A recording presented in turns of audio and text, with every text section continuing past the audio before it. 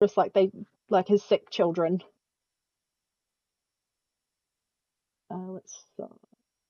And Grog didn't gain the long rest. No, I did not. No. He only slept fitfully that night.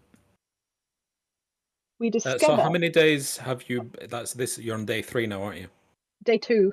No, actually, we're on day 2 now because the fight with the plague. We fought the plague bandits because they said get off our caravan, and then we made our way into. So we're on the 2nd day. Okay. So we have 10 days. Did they say?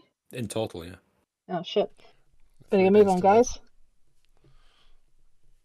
We discover that the corpse collectors had correspondence from a Dr. Mordenkainen? Dr. Mordheim. Mordheim, thank you. We continue looking around. Giles finds a picture, and I've written this as a picture of a lanky ginger smeared with soot. So we don't know who that is. We find out that we're in the land of Lamordia, and that recently they happily dissect and use bodies for universities. So Fuckenberg, as I like to call it, has been trying to open up a unit to rival London Dog or London Doff or Dorf or Ludendorff. Ludendorff, there we go. Not Ludendog. So all the corpses have been redirected to Fuckenberg, which is where we plan to head next. We hear what Fuckenberg. Yeah, I can tell. Oh, I can't wait to show you the spreadsheet tables I've come up with. To which some of us have a good night's sleep. One in particular did not. We hear a banging from down the corridor where they're barricaded. Vaughn, the bandit, warns us not to go down there. We say, "What do you know? You're just the apprentice. Get lost." We walk down there and discover that flashy, like Mr. Blobby equivalents with no bones in them come out and want to give us hugs. We say no. We beat them, and then we discover a basement, it smells very heavily of books, and we all decide to squish down there. And everybody has inspiration because I apparently I don't remember doing this. I rolled a nat 20 as a bear, stuck my bear paws into the flesh mob, and ripped apart. Just going, eh. Yes, you did. And that's where we left off. Did you get the case from the piano? Was that in your notes? Yes. Yes, I wrote Giles as a piano man. And we discovered that the piano was making weird-ass noises because this case was in it. Nobody has figured out how to open it yet. But you were very subtly and then when we didn't get it, heavily hinting that there was something in the case. Because, you know, what we're like. Locked. Yeah, there's something in it. Gotta be something in it. And that is where we left off. I will review the notes and see if there's anything else I've missed, because I usually write a summary and I did not tonight. I love watching Peter's face when you do your weekly reading, because half of the things it's like Peter don't even know that happened. Like, huh? Did it? We did that. Next week I'm going to write utter bullshit. There's going to be one bullshit fact in there and I want to see if he picks it up. Wears women's underwear or some daft crap like that. How do you know he doesn't? Because he's flashed us many a time. Ah, fair. Who's flashed you? What? Grog. Everyone's seen Grog. I don't think he cares, does he? No. And I will be putting in the new counters that I've so lovingly added specifically for Ravenloft. Nice. I was incorrect in a very small thing. When you go down the stairs, it's not a library, it's a storage room. Sorry. Oh, that man. Does it still smell of books? Yeah. Is it like Waterstone's brand new books or old musty library make you sneeze books? I'll be honest, it's neither at this point because it's a storage room. You found it in the back of your nan's cupboard. Okay. Smell. It's family Bible style. Yes. Oh. So you make your way down the stairs after lifting the trap door and Making my way downtown. you make your way downtown. Faces past? Can't remember. And you find yourself in a storage room. This storage room contains bits and pieces, but the main bulk of it is made up by vials of different coloured liquids. Some vials are small, some vials are big. All kinds of colours. All the colours of the rainbow. Some as big as your head. At the Shard, back you of the room don't go is drinking them. at the back of the room is a plain wooden door. Would you like to do? Somebody already opened the door, didn't they? Nope, they tried. Hang on. Didn't you, Is Sarah? Shardia still a bear and is Grog still enlarged? Yes. Okay, so I That's not think expired yet. No, Well- because Enlarge. oh, enlarge. it's a concentration spell, isn't it? Engorge must be finished by now, surely. Oh my. Oh my. That was a good Surely fill. it can't last more than a minute. Aww. It's like I- extra strength Viagra. I can't ever take my socks off. That takes about at least 40 seconds of the minute. Chris, why are you so slow with those socks?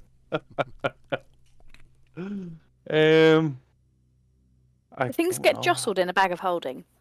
They If you certainly put like do. 10 glass That's what she vials in a said. bag of holding, do they stay intact? Do they float in their own interdimensional space? I don't think they break because of how big the area is. Because they can't wouldn't actually be put them on a near each shelf, other. can you? They're just on the floor, aren't they? In the.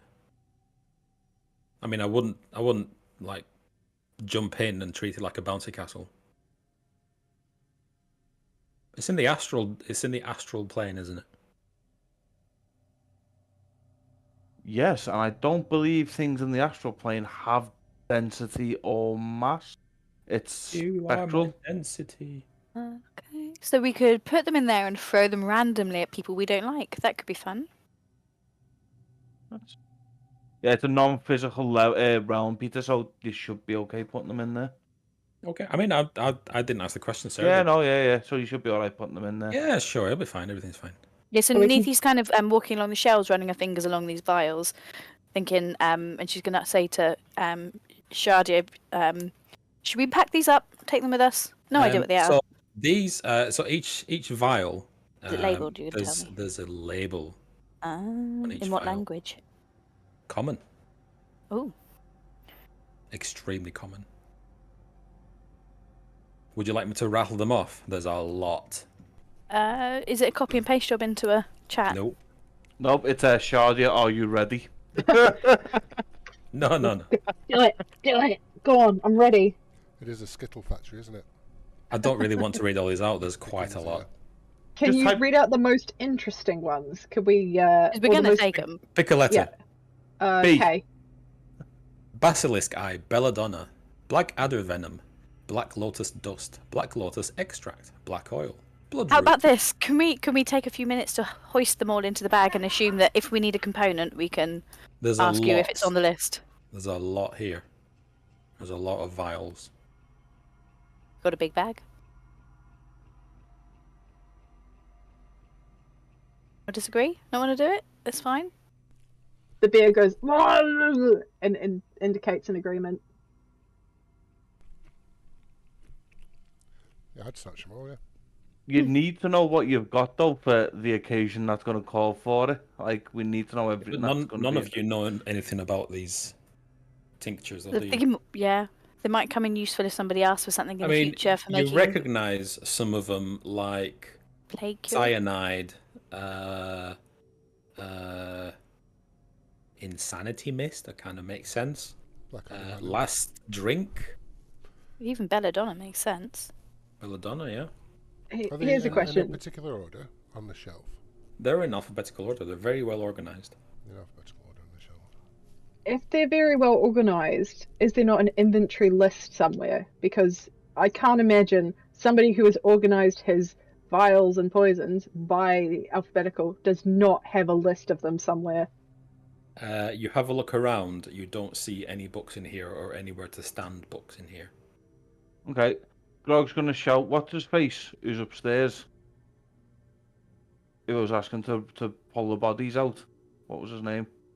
Oh, you just hear scraping sounds upstairs. Yeah, but what was the guy's name? Vaughn. Yeah, I'm gonna shout Vaughn, and I'm gonna make him pop his head down. And I'm gonna say to him, "Can you write? Can you read?" He pops his head down and he looks around very tentatively and is like, I never learned to read or write. Sorry. Fuck. Never mind. Go back to drag the bodies. Okay. You don't have to tell him twice.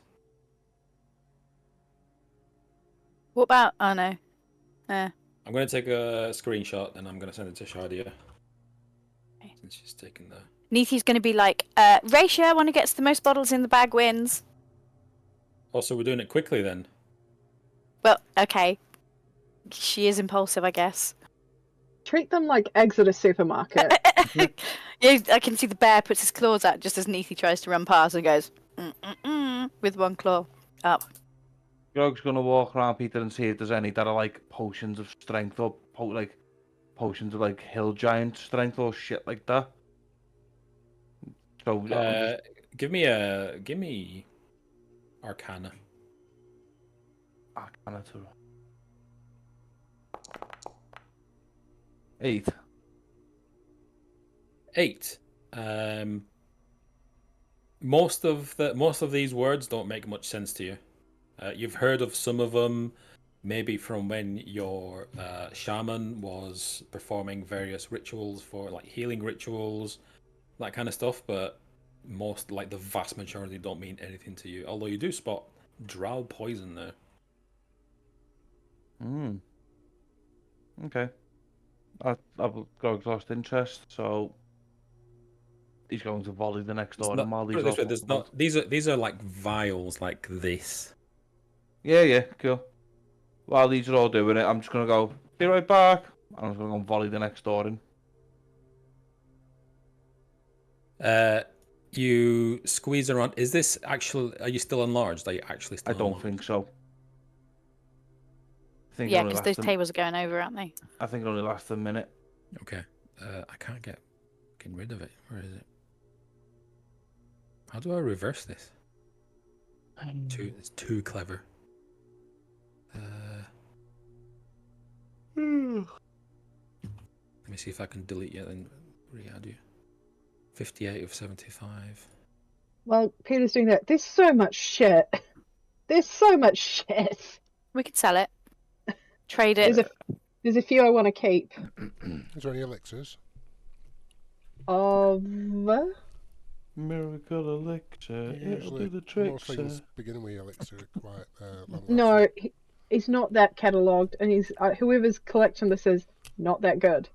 It's components rather than concoctions, isn't it? No. This is a alchemist's wet dream. Or serial killers, depends on who you ask. One of them does sound like a condom, purely because it's called like some what is this? A Jaraba rubber. Yeah. A prophylactic ore sheath. Do they have bleach and ammonia? No, but Peter was right. There is cyanide on this list. I thought he was joking. I never joke. I have no sense of humor that I'm aware of. Grog, are you kicking this door in? Yes. As you kick the door, it does smash open, but you hear a click, or rather more of a rip as a tripwire is triggered, and you hear a number of clinking as you all look up to the ceiling, and these vials of completely clear liquid come dropping down all over this room as they splash and smash all over you. There's no way of avoiding them because this room is full of them. Hundreds and hundreds just ting, ting, ting, ting, starting from you, working the way back, but there's no way you're going to dodge these because everywhere you go is either wet already or you're getting hit. And you all like freeze, or some of you like kind of panic as you fall into the room that we're in. Yes. Okay, But I would like to use my nothing danger sense. seemed- To do what? I get a dexterity saving throw to try and jump into the room in front of me. Because gives me Okay. an edge to dodge away from danger, such as traps. Give you a dexterity etc. saving throw then. I just need. Hold on. I just need to. I've deleted your token. Let me re-add you because.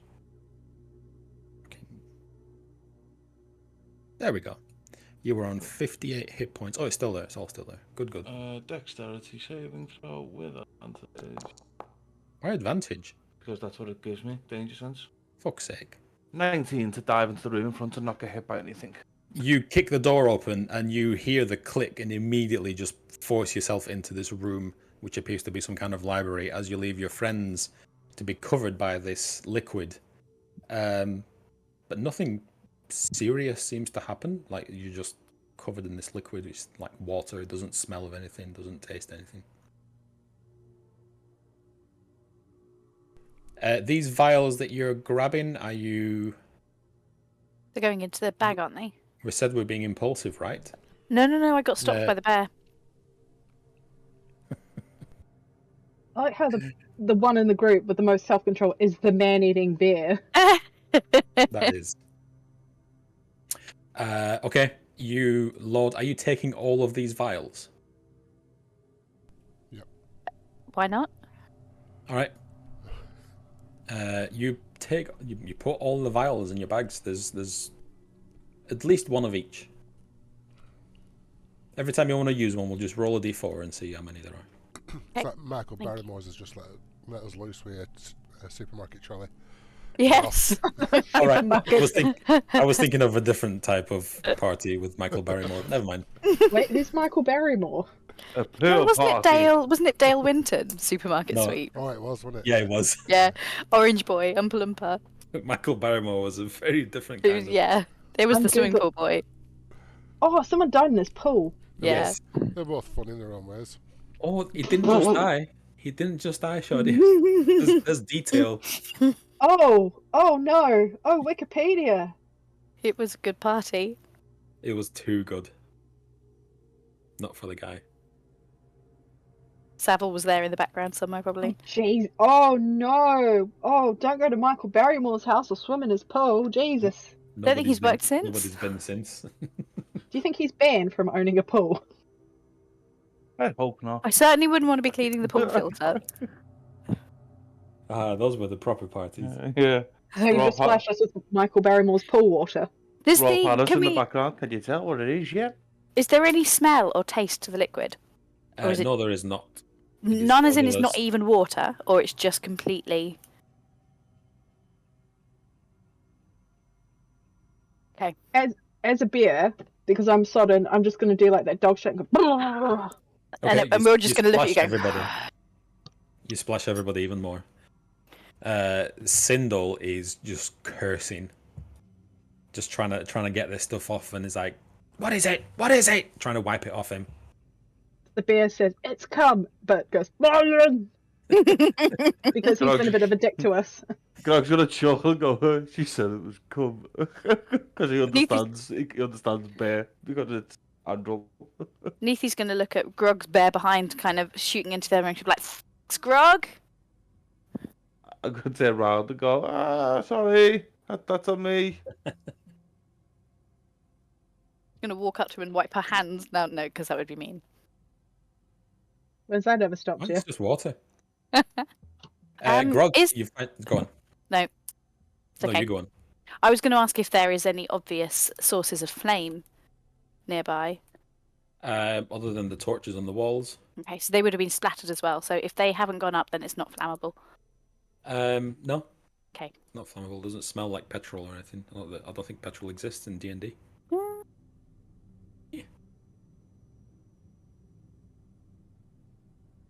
So yeah, so while you are loading up your bags, Grog, you find yourself in a library. Library. Ooh, a library. Come on, Troy. Let's get your hat. Strawberry. Shame it's not the wine cellar. His face is red like a strawberry. Strawberry. Is this a desk? That's a writing desk, yes. Okay. There's an inventory on it. Can Grog's gonna peruse the books leisurely. You peruse the books leisurely, and you find such books, lovely books, as Invasive Craniology of Half-Blood Races, Sentient Poisons, A Rationalist's Approach to Cannibalism, and several brochures on hunting, field dressing, and butchering game. And you also find a inventory of the said vials in the previous room. I'll pick that up because I'll put two and two together, and I'll be like, guys, I found the list. And after I told them, I'll go and check the writing desk out. Let me send you a message.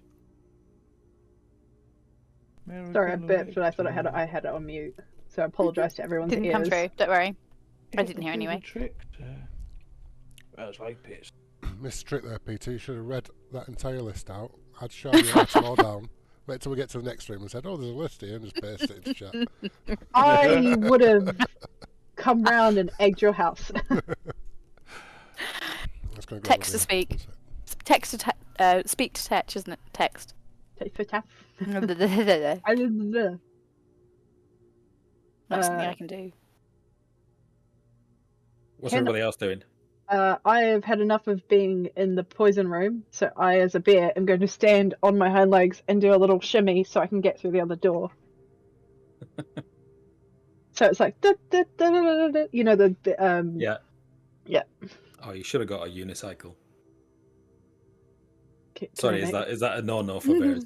No, I don't know. I'm not a bear. I didn't mean to stereotype bears. I'm sorry. Oh, how dare you? Wait, what about my little fez, Peter? Why don't you just add that on top? Bear racist. Andrew Bear will walk in the room and look at Grog and just ever so slightly, as I say, watch where you're going next time. What are we talking about doors? Sorry. I'd like to. Yeah, I'd like to just basically. Recoil, and I'll just kind of point at Andrew's bare face and go. And I'm gonna go into my backpack and get my little traveling mirror and just show her, and it shows that there's His makeup boils. mirror. Yeah, it shows that there's a face. You broke up then. That was weird. Boils in the face. Bear Boils boils? all over. Boils all over your face. In and around your face. The bear will. Oh God, I've got the clap. I'll sit down. The bear will just fat on his up, and then just with the bear claw, which means oh my god, oh my god. And then it will turn and look at Grog and still, you know, does it look bad? Do they look gross? For Grog to recoil, they're not great. Like.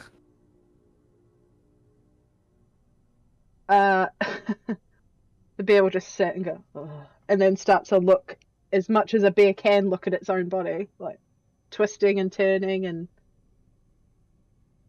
You're gonna start grooming yourself. No, not. I don't want my tongue on those things. And then have a mild minute of panic and just sort of shake it off and thinking, gotta find the. Gonna look around this room, and I will also nosy around the room, just knocking over. Because I am a bear, knocking over the desk, knocking over all the cabinets and things. You make a good old mess, as there is quite a racket coming from this library. As you knock everything over. What are you searching for? Something in particular? I want to look to anything relating to any books actually by Dr. Mordenheim. Mordenheim, thank you. Because if they are a doctor, in my mind, surely, well, no, it's like this, as being taught in the forest, it's like you assume that a doctor is like a high position. All these books are written by Dr. Mordenheim. Oh, no. So, Invasive Craniology of Half-Blood Races, A Rationalist's Approach to Cannibalism, brochures on hunting, field dressing, and butchering game. The field dressing you expect to be quite a flimsy, like one page, here's how you sew up a wound, but it's actually quite. It goes quite in some detail on how, like, techniques on preserving like skin tissue, and there's a lot of references on emphasizing the importance on keeping the skin and the organs alive in the event of some kind of catastrophic wound. I'm gonna In drop. reading this, Mm. you gain +1 in medicine Ooh. for field dressing, But only as a bear. but only as a bear. Which means you have to lick all the wounds. It's Dr. Bear come to save the day. You know which one I'm everybody. going to read, Peter. You're going to read Sentient Poisons. Yes. Yes, I am. Yeah. If you read this book for 8 hours, you will gain the Poisoner feat. Kiddo, I'll pop it in my backpack for now. Have we picked up all the vials now? Has it been enough time? Yes. Okay.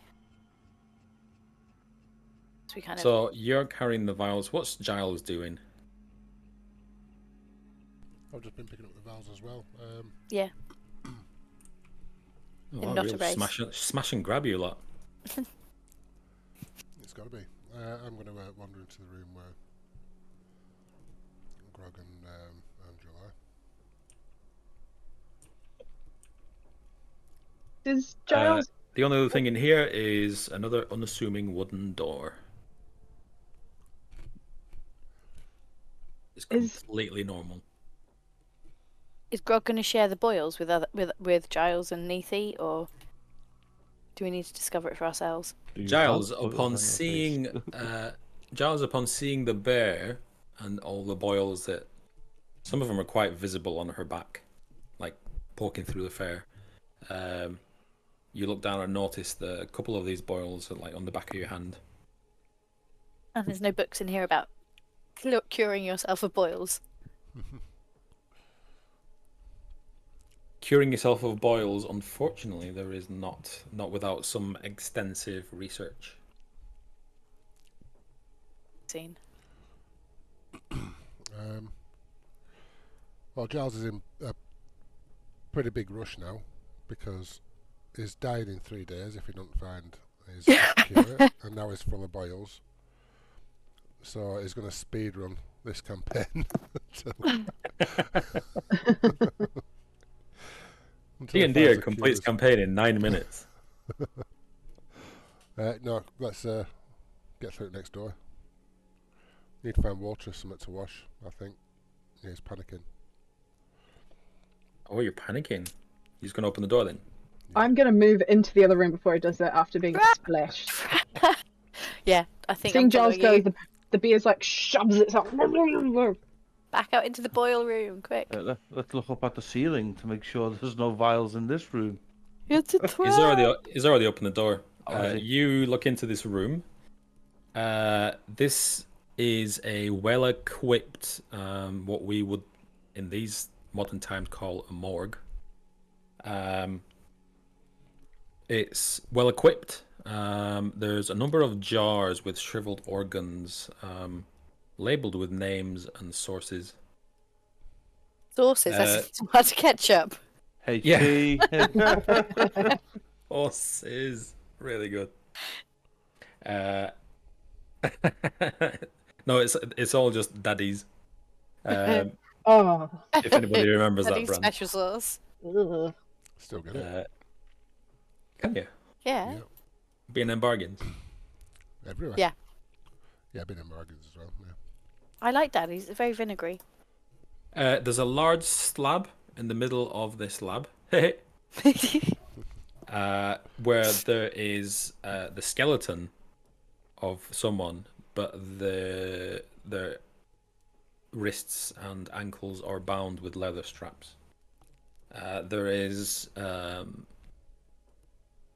some crates, barrels. There's a chest on the left-hand side. There's a table with various implements it's got like a saw and forceps and scissors and various other lovely utensils for butchering corpses. I mean, doing embalming. Yeah, maybe not embalming. There's a nice.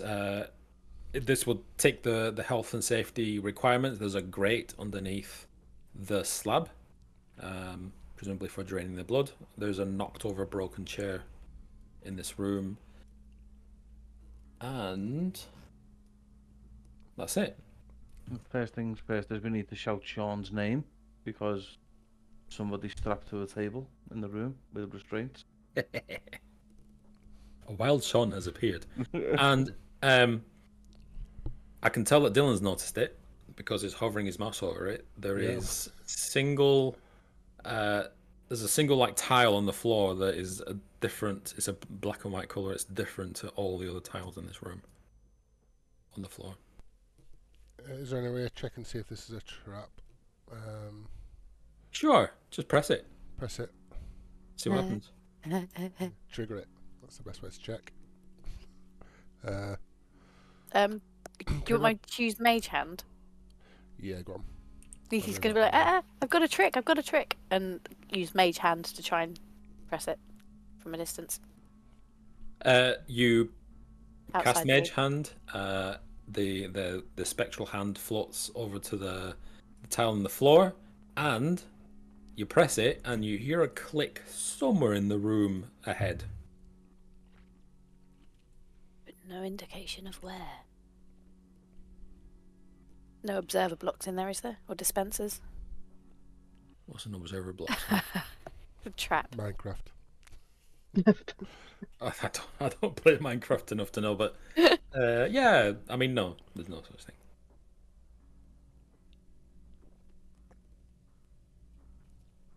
From the click, was it heard in the morgue or was it heard somewhere else in the rooms? It was in the morgue. Hey. Can I jump diagonally over this? Are you jumping over it? Yeah, it's right here. What's the mage hand doing? Just hovering listlessly because it doesn't have So a it's clue. not pressing it. Okay. All right. Yeah, What's the matter? Why are you so scared to go into this room? Because you've just covered us in boils. Well, you've already messed it up, haven't you? No, those boils were probably already there. I'm going to set Mine something. weren't. I'm not ill. Can you get Have your I got arm, boils? Can you get your arm thing to press that again? Keep it Chick, are you pressed sure? down. So, okay. Big finger points down and goes tick tick. Does it click again? Yeah, it Clicker. does click again.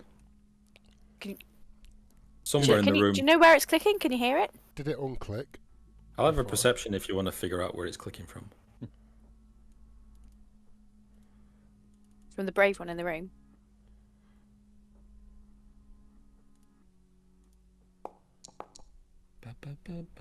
Oh. 15. Somewhere near this slab. Oh, 15. Apologies. It came from this chest over here. Ah. Not a mimic then. Mimic! It's a plate activated mimic. I'll jump diagonally here. Okay. I won't make you roll for that. That's easy enough. You are in the room. Woo. It's like crystal maze. I was going to say crystal meth then. No, that's late. That's what this thing over here is. Your Fridays really have changed, Sarah. I swear that Peter is taking crystal meth. I've had a bad week at work, that's all. Do you need to talk about it? That's what the wine's for. Yeah. What we're doing, Giles, or anybody else? Well, you've got... Keep that press down. I think it's coming from this chest. Maybe it unlocks it. Who knows? I'm gonna Okay. So she's like mage hand sitting on the step, holding it down. I'm going to open the chest. Okay, you hear the click again. You open the chest without any. There's no resistance. It doesn't need unlocking or anything. Inside, you find a sword in its scabbard.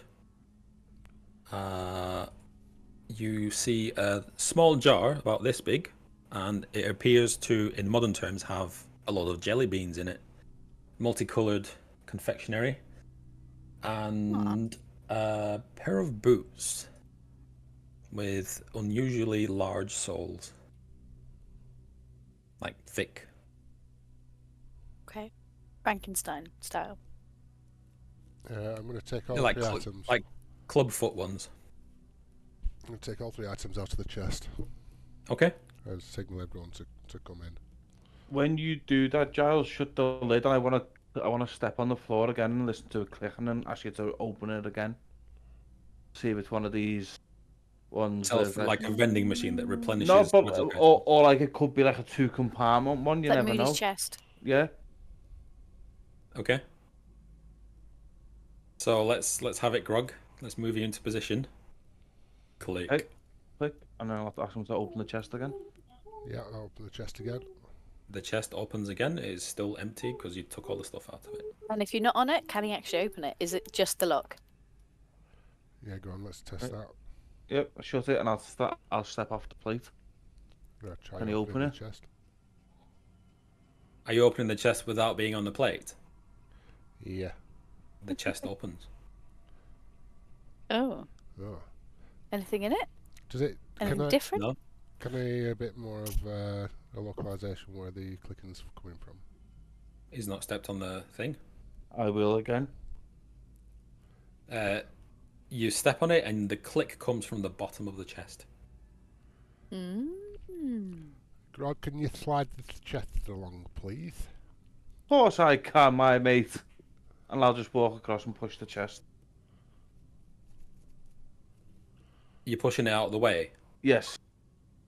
You push the chest out of the way. It's not as dusty as it is around where the chest was. I'll lift the chest up on its side so it's like standing up, right? See what's on the bottom of the chest. As you lift it up, you notice there's a small like wire attached to the underside of the chest, and you follow it, and it kind of runs along the wall and back to that pressure plate. So you're going to be over here, right? Yes. Okay. Do you want Neithy to mage hand the pressure plate again? Just step on it yourself if you want to, or use the mage hand. I've got magic. I'll use that. Okay. So yeah, so mage hand is daintily pressing again. As you press the pressure plate, you see the wire underneath the chest kind of pull back, as it reveals a little compartment about the size of a key. Is there a key in there? You pull the compartment open, and a small key comes out. I'll turn A to small key for a big case. I'm going to turn to Giles. Have we got the case with us still? We do. We took it with us. I'm going to say to Giles, see if that fits your case, buddy. Yeah, Giles will test the key in the case. The case opens. Oof. The case opens, and it reveals a sumptuous red velour base, and in that base is a gold and silver musket. More of a rifle. Is Sindel in the room with us now? Because he might be able to identify it for us. Sorry, I keep forgetting about the NPCs. God damn it. Make sure you don't nick it off us. Sindel, what you're saying to him, he doesn't really give a shit about what you're doing. He's just looking at the books. That's Mr. I don't give a shit. Exactly, it's his name. So in this case is all very like posh red velour, and stamped on like a little metal plate. It says the Renewer.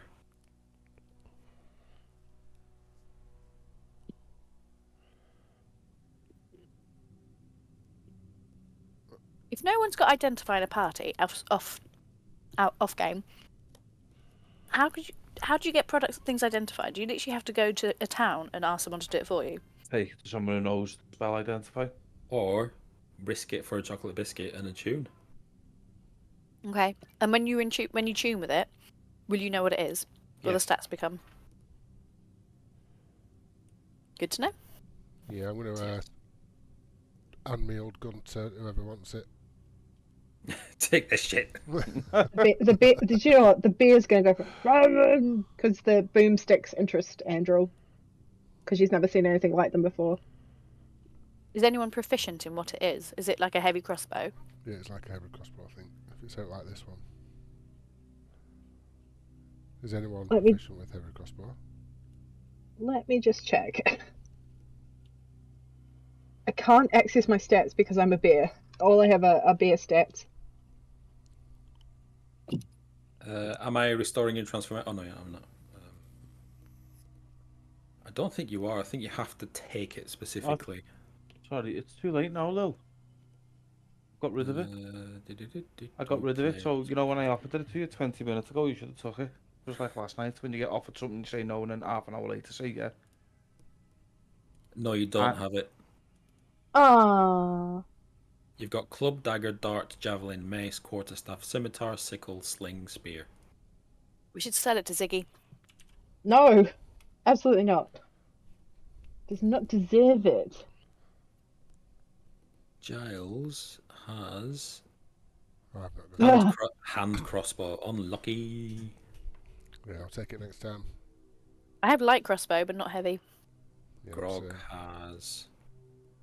Grog just has big weapons. Fist.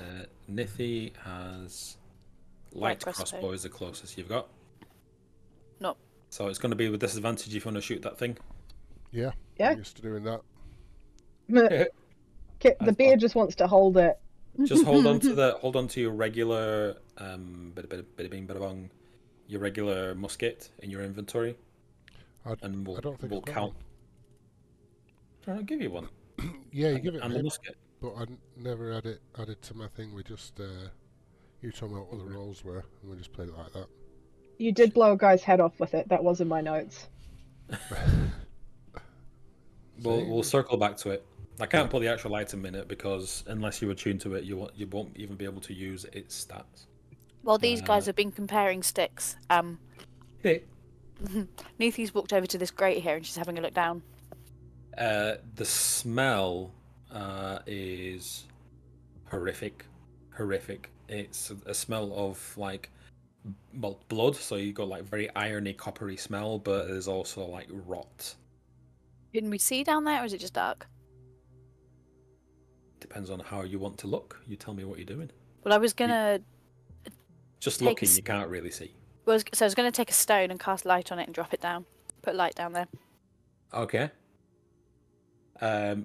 You light up a stone, you drop it in the grate, and it doesn't have far to fall before it plops into some kind of sludge. Okay.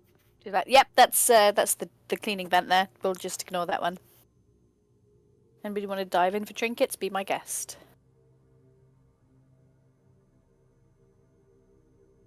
So yeah, Giles, you get your jelly beans, you get your sword in a scabbard, and you get your boots.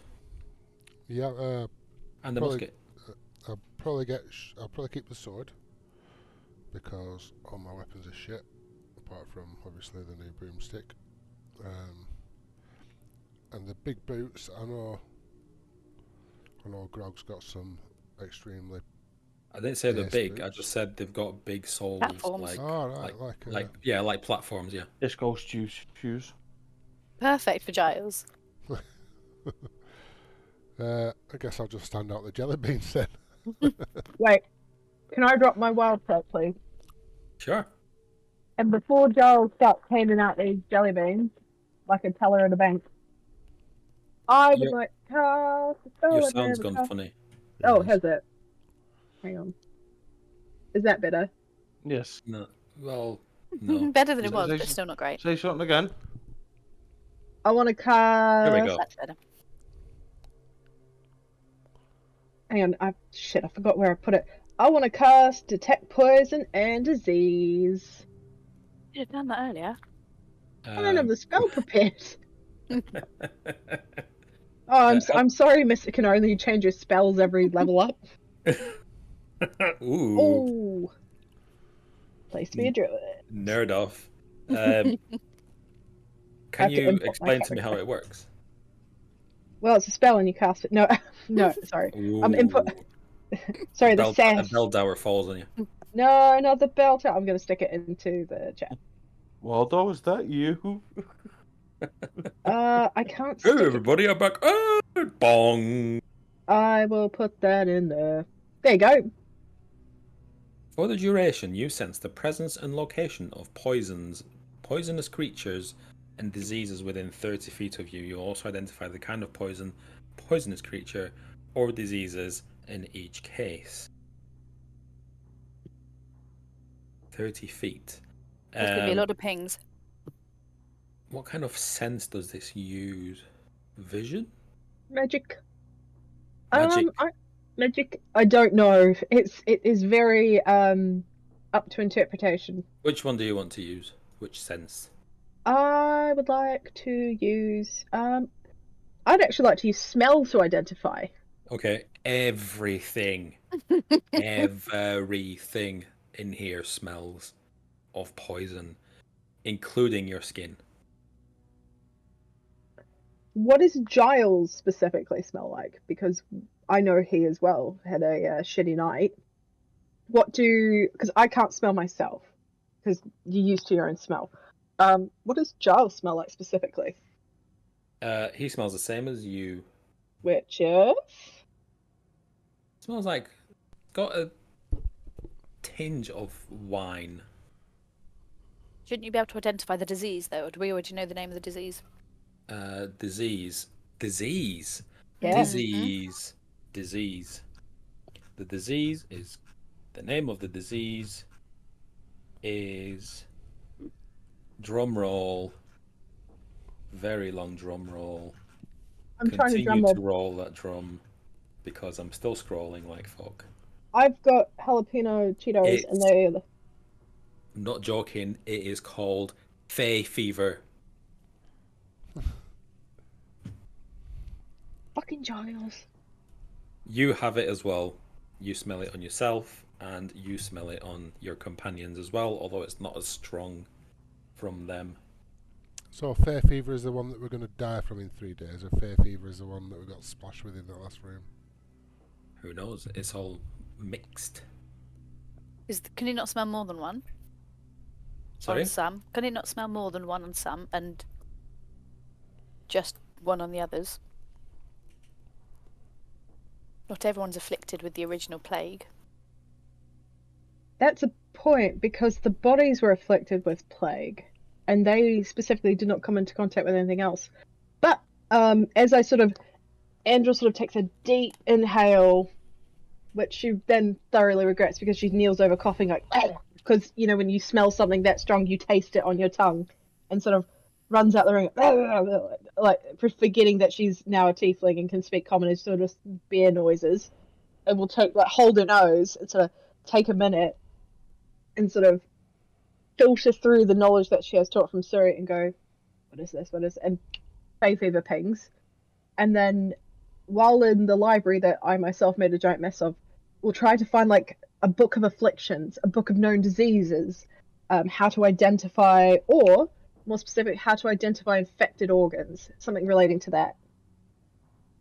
Because you can detect what it is, right?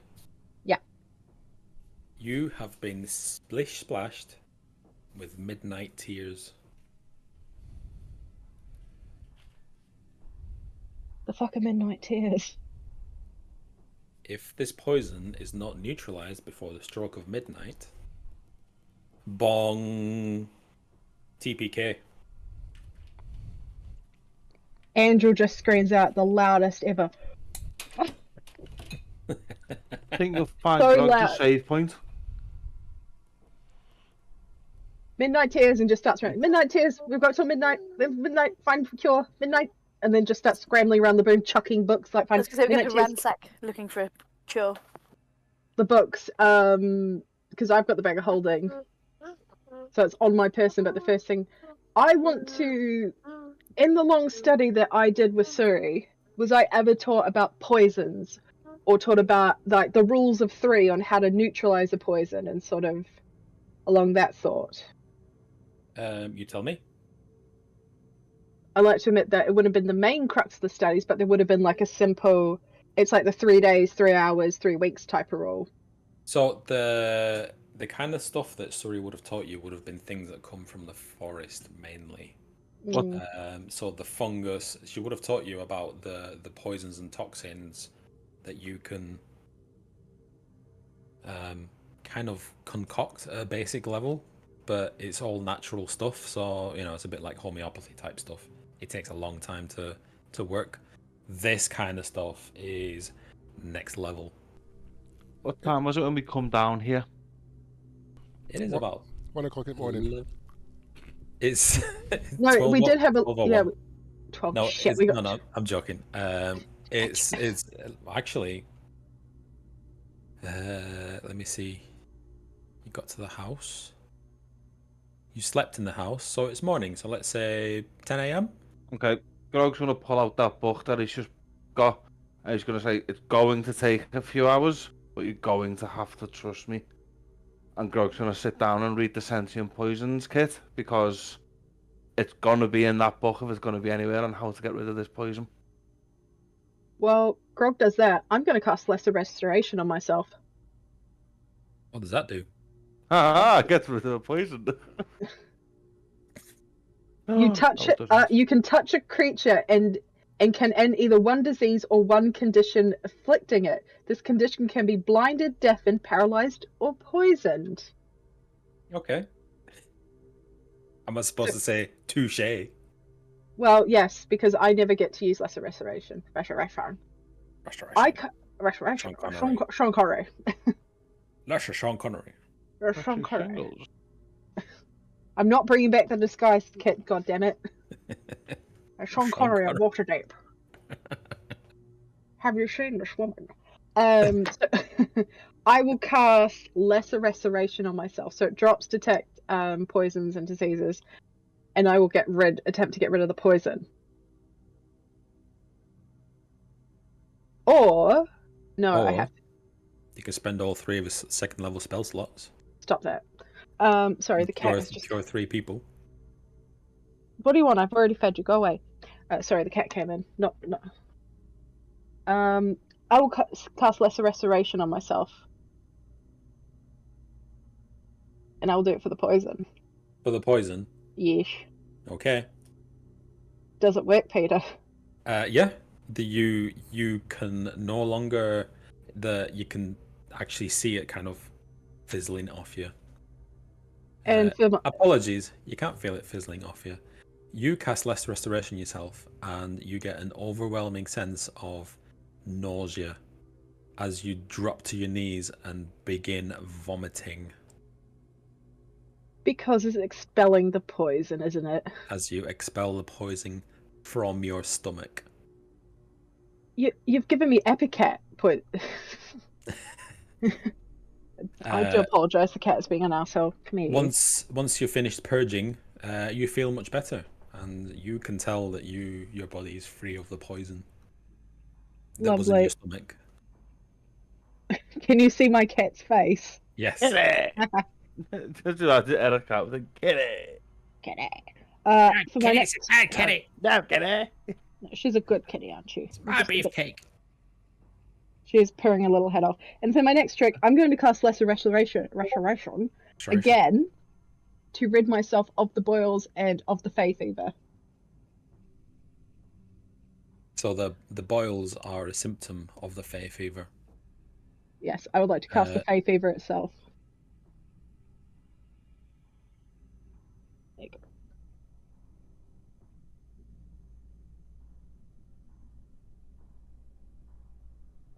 What does it? Blinded, deafened, paralyzed, or poisoned? That doesn't include disease, does it? It does, because it says you can either end one disease or one condition. So poison falls under a condition, and disease is diseased. Are you going to make it come out the other end now, Peter? No. Good job. There's a grid there. Oh my god, it'd be like lava.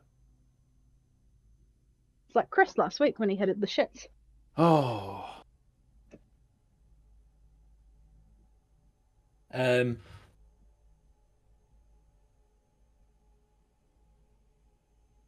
Okay, so you cast lesser restoration on yourself, in order to cure yourself of this disease, this fey fever,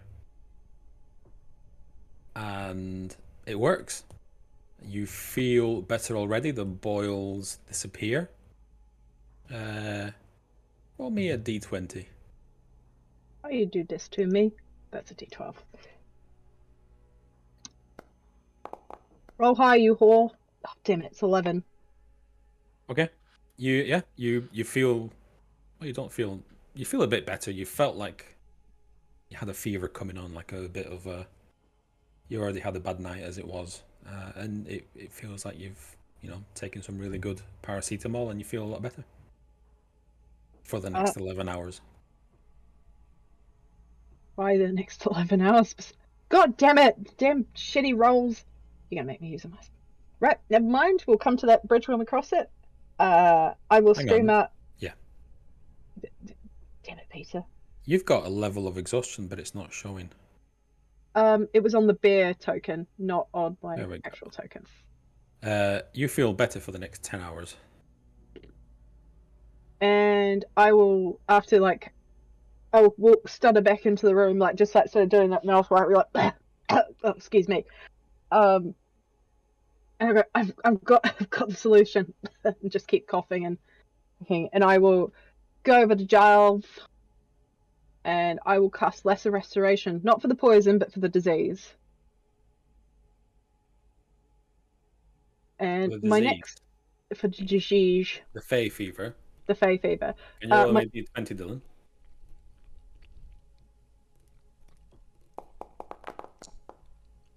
God damn it. Well. Yeah, you feel pretty good. You have inspiration, Dylan. Oh, yeah. Well remembered. Okay, for the next 13 hours, you feel good. And here, my next question is, can I cast lower level spells at higher level spell slots? Can I cast a first level spell? The spell will say whether it has any effect at higher levels. Oh. Like at the bottom of the description, it should say casting at higher levels or something like that. No, I can't. Bollocks to it. Not all spells have a thingamajig. So that's all your spell slots gone for level 2, right? But I pull out the Pearl of Power and I regain a spell slot. Dun, dun, dun. So I'm now back down to 2 spell slots. Available ones. 1. 2? You've used 3. Did I take a long rest on this? What did I use 3 on? Lesser restoration for the poison, for the disease, and for Giles' disease. Yes. Plus Sorry, 1, so you get 1 spell slot back. My apologies. Unless that Pearl of Power gives you 2 spell slots. I don't think. No, I wish it did, but it's not that good. Okay. So, Peter, just according to D&D Beyond, you can cast any spell with a higher level spell slot, regardless of whether it gained anything by being cast from a higher spell slot. Yes, you can. I thought Shadia meant, can she cast it and it will have a bigger effect? Oh, no. If you just meant, can I use a different spell slot? Yes, you can. Oh, okay, thank you. And you get a cure. And you get a cure. Right. Oh, so you're going to start spaffing spell slots. Okay. Shush you. Silence, Right, Web. Silence, wench. I will... Where's Mr. Shithead? Just before this, can we... I think the cure for Midnight Tears must be in the room of the vials. All them vials must do something about that, I think. That's why I'm reading this sentient poison book, mate. It'll be in there that the cure for this poison is this, and I bet it's one of them vials. There are combinations, so I'm thinking if any of the vials are named Midnight or any of them are named Tears, maybe there's 2 vials that you can mix together. Have we properly searched this area for a potential antidote written in a potioner's book? That's what we're doing. Okay.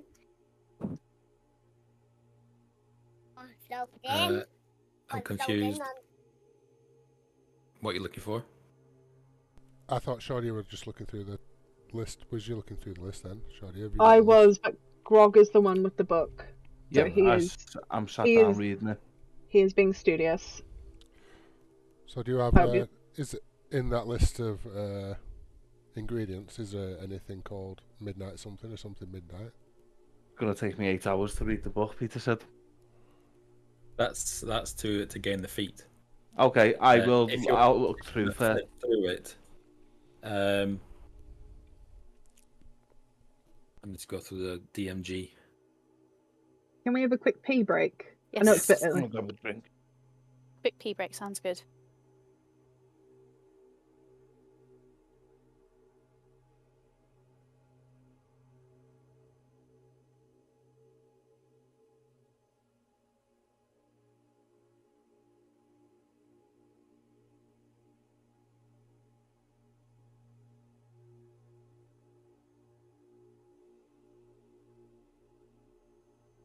Hey, stop.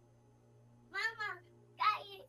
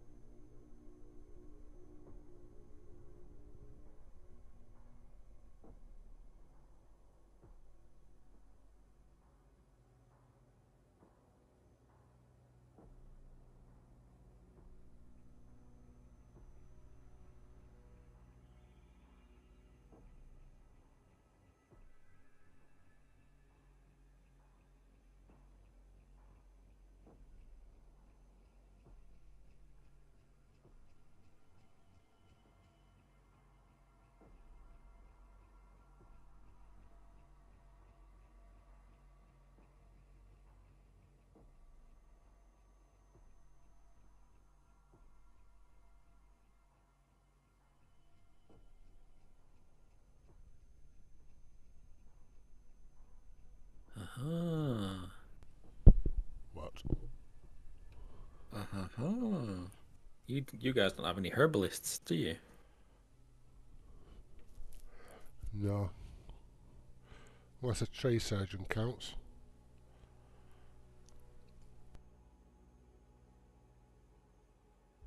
Oh, my nerves are gone. What's wrong? Are you okay, hon? Yeah, in a good way. I've gone into one of the raffle groups I'm in. It's called Mega Gengar, right? And it's all Pokemon stuff. And they have a Shadowless booster pack, which is worth like 1,200 quid. And the spots that they're doing it at, so it's 50 quid a number. And Jesus. I entered the mini before for whoever won the mini got 10 spots in the main, so like £500 worth. And I got 5 numbers and I've just won the mini, so I've got 10 spots in the main. So if I win this now, there's only 50 numbers. Wait, no. Yeah, 50 numbers. I'm sorry, it's £20 a number. So if I win this now, I've won like a £1,200 booster pack for £10. Nice. So I need to wait. He said he's running it in. I'm going, Adam Neal, please double check spots. We'll call admin in about half an hour. And that was 18 minutes ago. So in 10 minutes, if you're there, we just randomly go, get the fuck in. You don't understand why. So antidotes can be created only with a herbalism skill. Bagger. You've got herbalism. Who? Oh, Nadia does. Shorty. How do I tell? I have a herbalism kit, but how do I tell if I have herbalism? You got. Oh yeah, that's it. Don't say that. It's so disappointing. Oh. I am disappointed.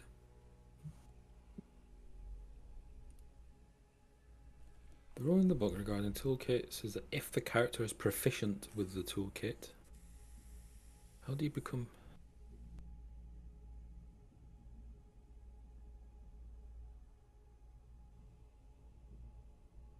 Herbalism still has one. proficiency.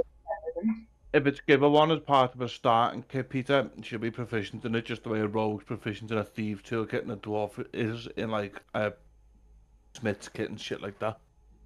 Usually. Part of the background, isn't it? Herbalist must have a herbalism kit which includes clippers, mortar and pestle, pouches, and vials.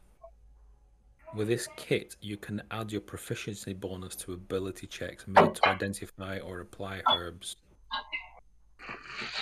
Right, so it's still a roll. There's no herbalism skill as such. You just get to. By the way, I've just gone into I'm on D&D Beyond, and I was looking in my description, and in my flaws, I'm not sure if I wrote this or if you did. The horny under flaws, the horny bard flawed. Apparently, I'm just randy like a bard. I didn't put that in. You put that in. Oh, did I? I have nothing to do with the characters on that level.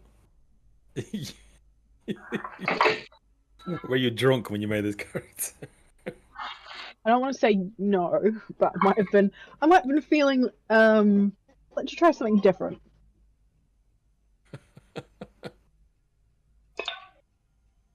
Okay. A horny tiefling sounds quite intimidating. A what? A horny tiefling sounds pretty intimidating. About honey bear. It's not Yeah. Baldur's Gate 3, Peter. I was gonna say.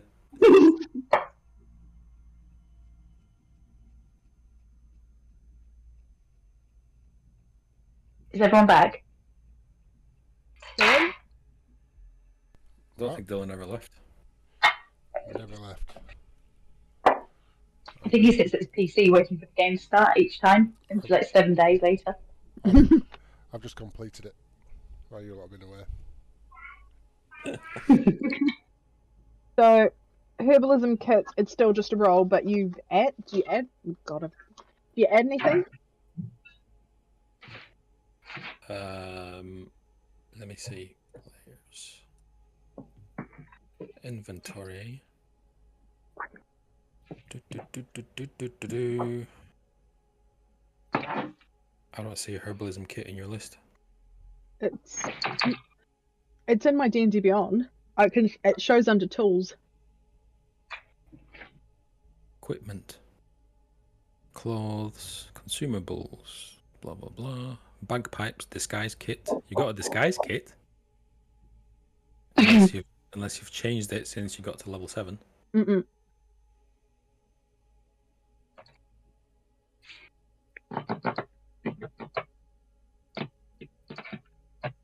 You could disguise yourself as a herbalist, but you get a +0 to your rolls. Dylan. What you doing? Giffing about. Are we all back? I think Sarah is. Yep. Sarah's got her dice out. Or sewing kit. One of the two. Nothing. Get your dice out for the... Never mind. Dice out for the lads. Okay. You are in this room. What are we doing? What's happening? What's going on? Have we searched it properly? Have we exhausted it? I mean, it's just Dylan, really, isn't it? He got his jelly beans and sword. Neath would search for some kind of antidote recipe, assuming there is one, because you have an antidote cupboard and you have a medical room.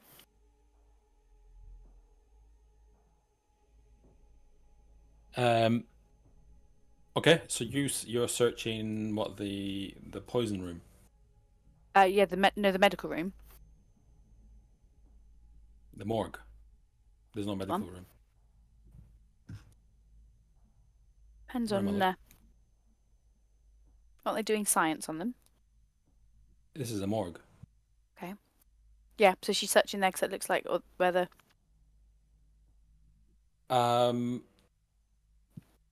Unfortunately, the only real stuff in here is boxes that are obviously used to transport corpses.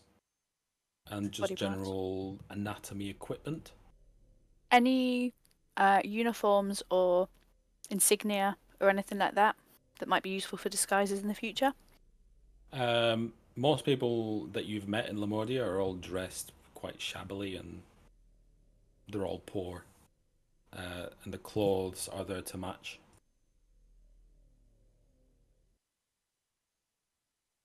That's pretty Okay. much all you find. So are Dylan and I still midnight kissed? Midnight Tears. I think so. Currently. And there is no antidote recipe here. You can't. There's nothing. There's not even vials in here. Okay. Would this not be like part of maybe like a herbalism kit that's on the table here with pestle and mortars and stuff? Where he's making salves and stuff to put on bodies that he's got on the table? So the stuff that you notice in here is, it appears to be one mortar contains blood, and the other mortar contains this blue substance, and then in the kettle, I guess, that's next to it, you open it, you look inside, you see this similar sludge as what is in the grate, like a red brownish sludge. Mm-hmm. And it smells just as bad. Everyone give a thorough check round. Sorry, Dylan, go on. Because there's loads of crates we haven't checked, like here. There's a cage over here. Barrels. So let's have a good route round. Yeah, there's a cage in the Okay. corner as well. Everybody tell me what they're doing. I'm going to start by looking through this book that I'm stood next. There you go. Okay. This book appears to be entirely about exsanguination. This is also written by Dr. Mordenheim, and is a book on exsanguination and keeping the blood alive using this word that you've never seen before. Presumably it's the blue powder that is in one of the mortars. And when mixed with regular blood, it keeps that blood alive if it's taken out of the body and done quickly enough. I'll take the book. I'll pop that in my backpack too. But that's just with a quick flick through. Cool. And yeah, you take the book.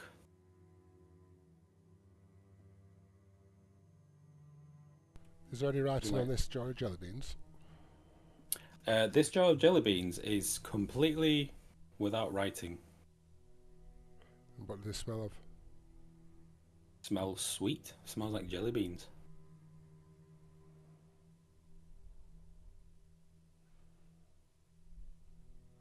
I'm gonna eat one. Blue one. Okay. The blue one. Jelly beans, jelly beans. I'm looking at the wrong thing. Can I have a dexterity saving throw? With disadvantage, because you're eating it. Don't you make me use another goddamn spell slot. Actually, let me pick somebody at random that will choose your fate. Let's have, so starting with Shardy on the top left. You still want a dexterity throw? Chris, can you roll me 2d6? Yeah, I just take one. refuse. Can I have 2d6? Damn it, Chris. So there's approximately 10. There's approximately 10 jelly beans in there. Shit. Sorry, Hold on. Chris. I thought it was a bad roll, not a good roll. Why? Depends if they're going to explode or not. Eat one and jelly beans come out your bum forever.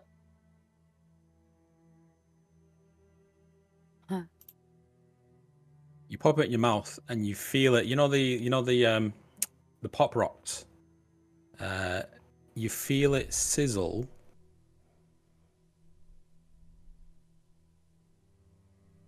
God damn it! Where does it fucking say? It says it right here. You feel it begin to sizzle like pop rocks. What was your saving throw? 8. As it explodes in your mouth. In a riot of flavour, the bubbles on your tongue, the palate right at the back of your throat. That's what you mean, isn't it? When you say explodes, right? Explodes with flavour.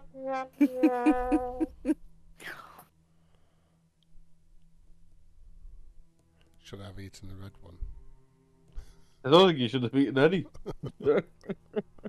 You take 8d6 of fire damage as you drop the jelly beans, obviously because one just exploded in your head, and everybody except for Androl takes what's 9 times 8? 3. 72. Don't say 3. 9 times 8. 72. Holy shit balls. Go on. It's 72d6. Can I have dexterity saving throws? Sorry, Can I have 72d6. What? 72d6. You heard that, right? It blows up in Excuse my me? mouth, but blows everyone else up more. What, did Hang he on. eat nitroglycerin? Jesus. Wait, 72 Are we taking damage more or damage than him? 72d6? So can I have dexterity saving throws? DC 16. Who's throwing D6s? That's my Dylan. damage, isn't it? Wow. Giles turns around having survived. No. I need No? dexterity saving throws from... Actually, I need to do one for Sindel. One from Grog and one from Neethi. I rolled a 1. Did you? I haven't rolled yet. I'm just checking your feet. But my danger sense coming here because things aren't as they should be because Dylan's head's just fucking basically Sure. popped off with fire. Yeah. God. With I've got a feat called Favoured by the Gods. Can I Thank God. do I need to declare that before I roll, or can I add it afterwards? What's favoured by the gods? Once per short rest, if you fail a saving throw. Okay, yeah, so I can do the roll first. I didn't read that bit. I've read it now. Ho, ho, ho! You take half as Santa? much. Grog takes half as much. Sindel takes all of it. And Giles takes all of it. For a nat 20, do I miss it?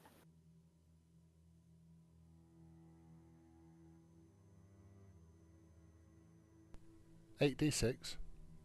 Huh? That's what you said first. to me. 131. 8d6 per jelly bean. These are jelly beans of fireball. Don't worry, we've all fireballed the party. We've all been there. Wait, how many of these jelly beans fall down the grate that he stood next to? None of them. Oh, Oh, do they all fall at once? Apparently so. Wait, does the jar break? Sorry, I thought it was I just mean, one. if we want to talk physics, I can quite easily make it so he basically throws the whole jar back. No, Love it. It Great. gets Andrel as well. no, thank you. We love you, Peter. So what's the 231 that's just come up? That's how much damage it is. So the first jelly baby, Explodes in your mouth. yeah, for 8d6. All right. And I'm still alive. Your head has just exploded. I'm going to give you a DC 20 dexterity saving throw to save your party. And not drop the jelly beans. Otherwise, that's how much damage there is. Or half of it. 231. Dexterity. half But it's- of that. It's not everyone. Dexterity I mean- ability check. Yep. No, the saving throw. You're trying to save your party from exploding. Just normal, yeah. I didn't think you were going to eat it. Why would you shape them like jelly beans? Is this what I've got? It's brilliant. Why sweet shaped if not sweet? Oh, TPK from a jelly bean. Nice. No, That's not happening, is it? Did you use your inspiration before? he did. Oh, fuck. We share inspiration. Wait. Can they? No, you all got inspiration. You can give Other people inspiration. can give inspiration. I You think nearly everyone's got one, so we all just give them our inspiration until he fucking rolls. I mean, it's up to Peter. Yeah, if you all want to give up your inspirations to live. I mean, I Wow. won't die. I won't die. I'll just fall unconscious, and then if Angel's alive, Half she of- can revive me. Half of 231 wouldn't kill you. Fail. No, because God damn it, Giles. you've got to hit You've got to hit your hit points again. So I have to go to minus 75 hit points to die. Okay. And at 20, would I take the hit as well? You take half. What's Okay. 200? Yeah, yeah. And so okay, And so if you take just so we're clear, if you take in a single turn, the total damage is Yeah. more Get it more than is it double So- your health? more than Yeah. 88 or something, I think it would be for me. Okay. I am very lucky. I will survive this. Third You one. absolute jelly baby sausages. It's a fail. I'll You've give got you- dexterity. How do you keep failing? Stop failing. How many more rolls? rolls has he got? He's got mine, and that He's is got one it. left. We are down to the final with a. And what does he need? He needs a 20 overall. He needs a 20. I think, Peter? Yeah. I've made it high because his head's just popped. Yep. That was no. so fucking close. Is what it is.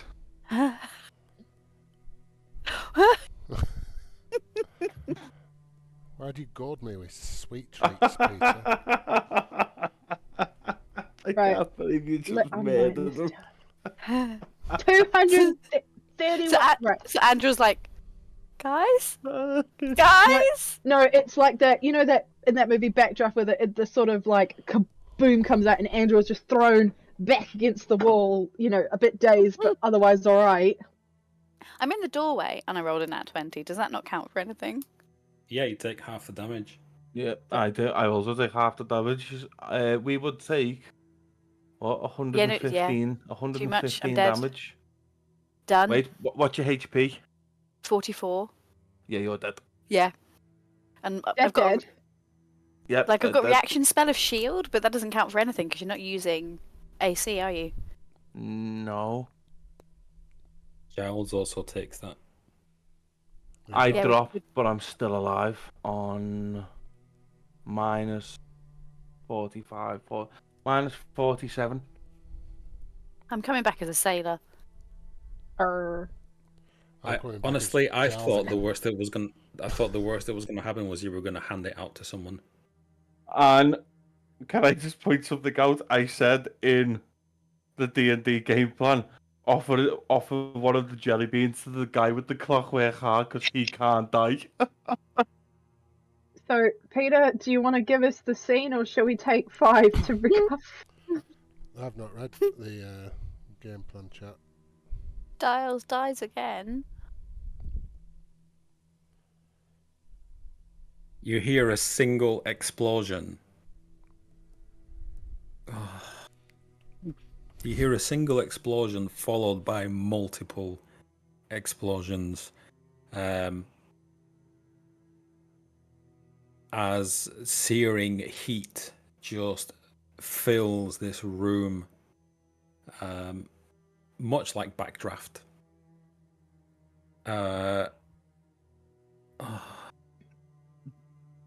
And when the smoke settles,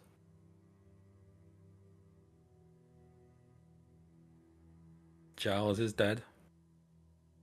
Neethi is dead.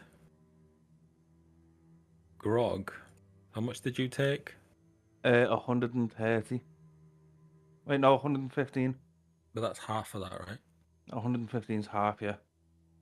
So I'm down, but I'm not dead. What do you mean? You got 75 hit points. Yes. So to die, I have to lose. To die, you have to go to minus of what your hit points are. Oh, 75 is 150. So yeah. So I'm still alive. I'm just You're incapacitated. unconscious. Yeah. For the thing of it, I would class as just being on 0 HP basically and down.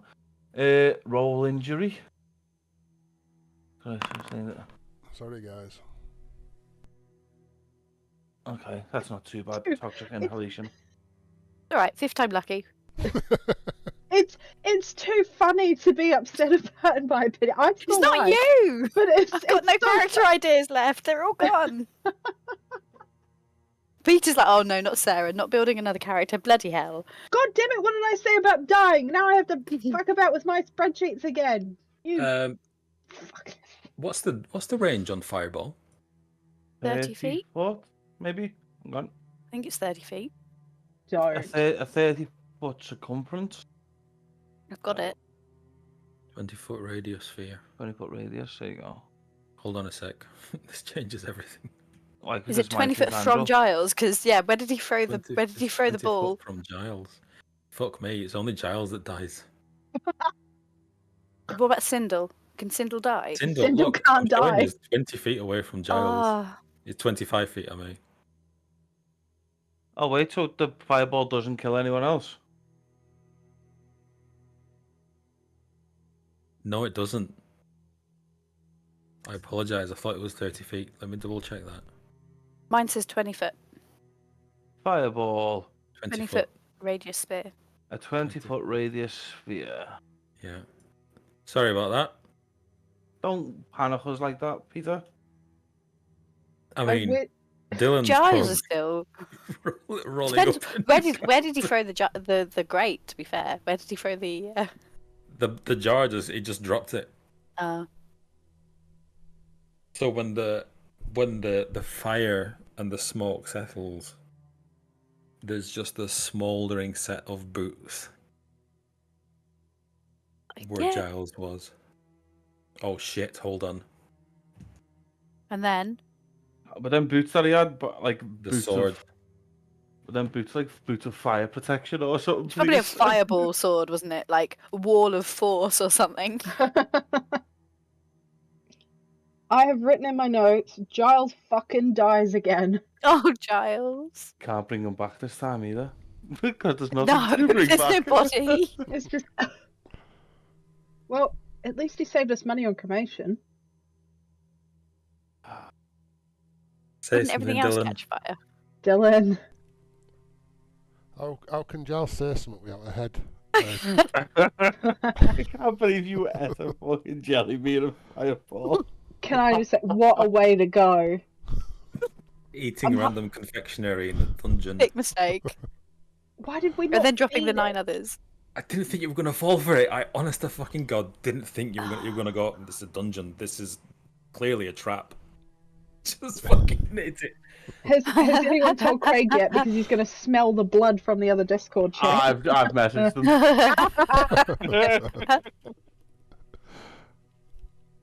Jess? The only thing that's left is, well, apart from cinders, is a wand, some thread, a sword, and that's it. What about the gun that he's just got? And the gun. In its case, still intact. I'm gonna Hell of a take case. an empty And vial his, out of. and his little boots. I'm gonna take an empty vial out my pocket and scoop up some of his ashes, and put it round my necklace, and then sit there and cry. Grog sits and cries. Andrew will run in the room after hearing this god-awful explosion, look over and see Giles' tiny little, burnt boots and go, just like in shock, and sees Grog just walks over and gives him a hug. Like rubbing his back and just like doesn't have words for what just happened. Because part of her wants to laugh and part of her wants to cry.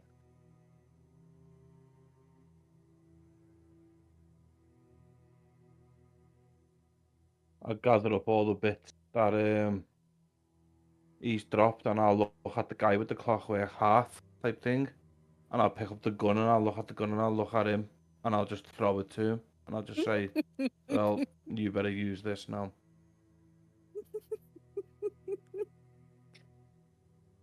I think He Peter's says- more fucking gone than us. He says, he surveys the scene, and he says, "You guys move on really fast, don't you?" Andrew just darts ahead and gives him a seething look. And like with thaumaturgy, just the eyes go pitch black. And it's getting like puffed up a bit like a cat. And the fangs are bared. He looks straight at you, doesn't even flinch. Is that what he says? And he says, "See that you're a scared little girl." Is that what he actually says? I see you move on fast. Yeah. Is he goading me, the little shit? He says, "All alone in the forest." Is Sindel doing this? And then he grabs his chest in pain. And he's like, okay, I'm sorry. And he composes himself again. I'll look at him and I go, I know you can't die, but that doesn't mean I can't hurt you. That I can't make it torturous. He I says, can't extend it. I can't tear you limb from limb. So think about that. And I'll just turn back and go, comforting Grog. Grog's no longer crying. He looks at you impassively. Grog stands up, walks over to where Sindel is standing, gets eye level with him, because I don't want to try and intimidate him, but I use my size. I want to get eye level with him, and I'm going to say, for that remark, I'm going to help you find your heart, and then I'm going to rip it out of your chest when you put it back in. And I'm just going to tell him, you are now on the clock. He laughs. He says, I've been on the clock since they took it from me. Yeah, I understand that, but I'm going to allow you it back, so you become whole again. Then I'm going to take it, and I'm going to make you.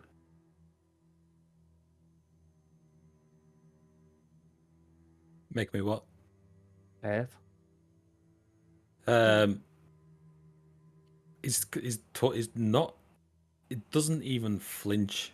Nope, Chris. When I say he doesn't seem to give a shit. Got That's no fine. heart. I'm gonna take the gun. The gun I've just threw to him. I'm gonna take it back off him and go and fuck yourself. And then I'm gonna say gather up Giles' belongings and just see the rest of the group. I'll throw Neaty the wand and the wire. I'll look at Andrel and ask Andrel, does she need anything out of there? I'll pick up his little cindered booties and I'll tie them to my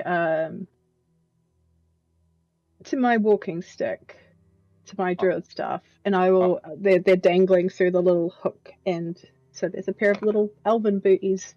I'll give you the gun to put in the bag of holding and the sword, even though I don't use swords, in case I lose my axe. I'll clasp it onto me hip, as a backup weapon if need be. I will handle the sword gingerly, just because of the experience with the jelly beans. His boots of fireball as well, isn't it? No, boots that have been fireballed. Yeah.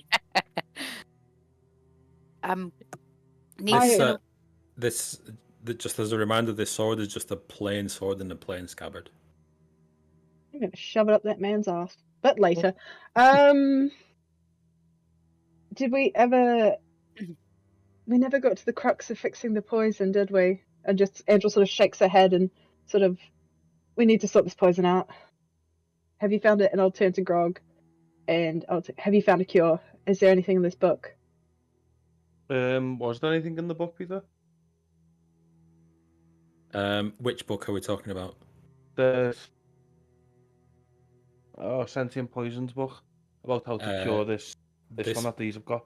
You flick through it, you look through the index. This book is all about poisons. is the one that they've got in not there. about antidotes. Okay, well, fair enough. I'm going to say I can't see it. Presumably, it would take someone very skilled to be able to do both. Well, okay, I'll say to Because they're two very different disciplines. Nethi and Andrew, I'll say maybe the only person who can cure you is Dr. What's his name? We're not going to get that far in that time. Yeah, Dr. Mordenheim. Wardheim. But he could be in the basement in here, you never know. He's the big boss, isn't he? Sindul's poking around the ashes and is kind of gathering them up. I'll turn him and go, oi! What are you doing? Ignores you. Gets a little pouch. Puts like literally half a handful of ashes in the pouch. Puts it on his belt. I'm going to go and kick him in the ass while he's bent over and go, oi, I asked you what you were doing. He says, insurance. What kind? If you want him back, find my heart and let me go. You can bring him back. He winks at you.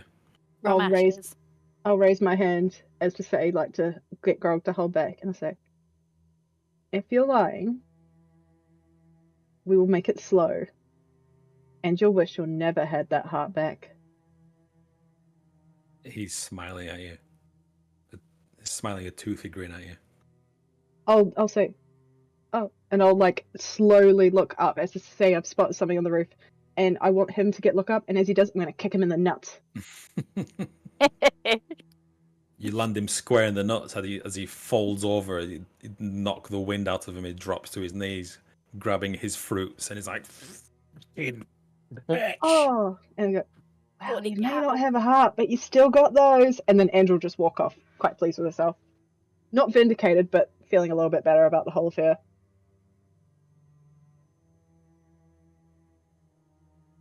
And that was my insurance. Thanks for cooperating.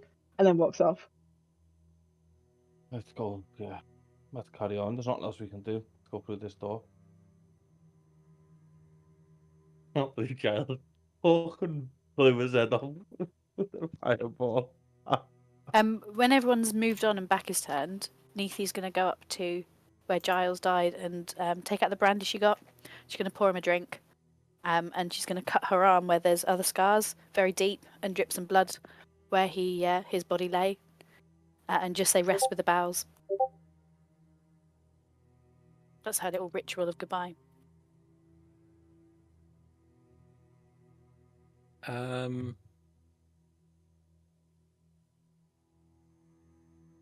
say your little ritual, and you can still feel him, like, around.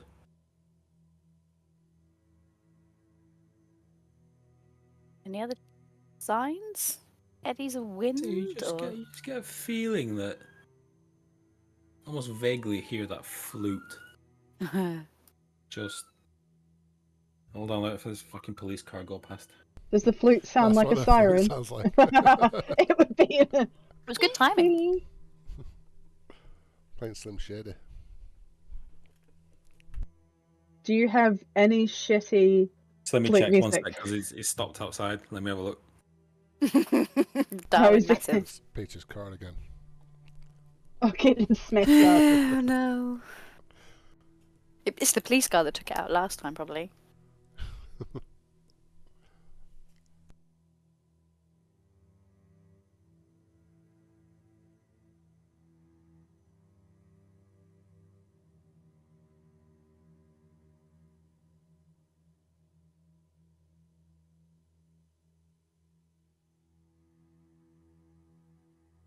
Never mind. I think he was just late for his sausage butties or something. He's turned his sirens off. Boring. Boring. What were we saying, sorry? You were saying I could hear a flute vaguely in the... Vaguely, just that out of tune flute. Just Rude. Yeah. Just gonna like hold the brandy bottle up to the sky and dumb it down. soulful flute. Yeah. Thank you.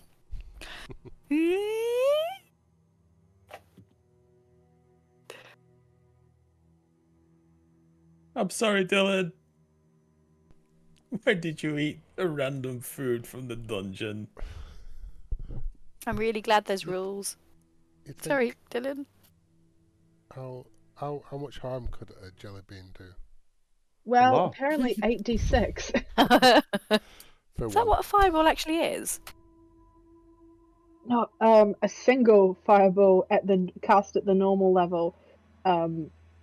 As Peter and Dylan remember, 8d6, yeah? somebody once cast a fireball in the middle of a town centre with Oh. every single NPC. Oh no. Who was that? That was Mike with his cleric. He did. After he disintegrated the town mayor, assassination style from.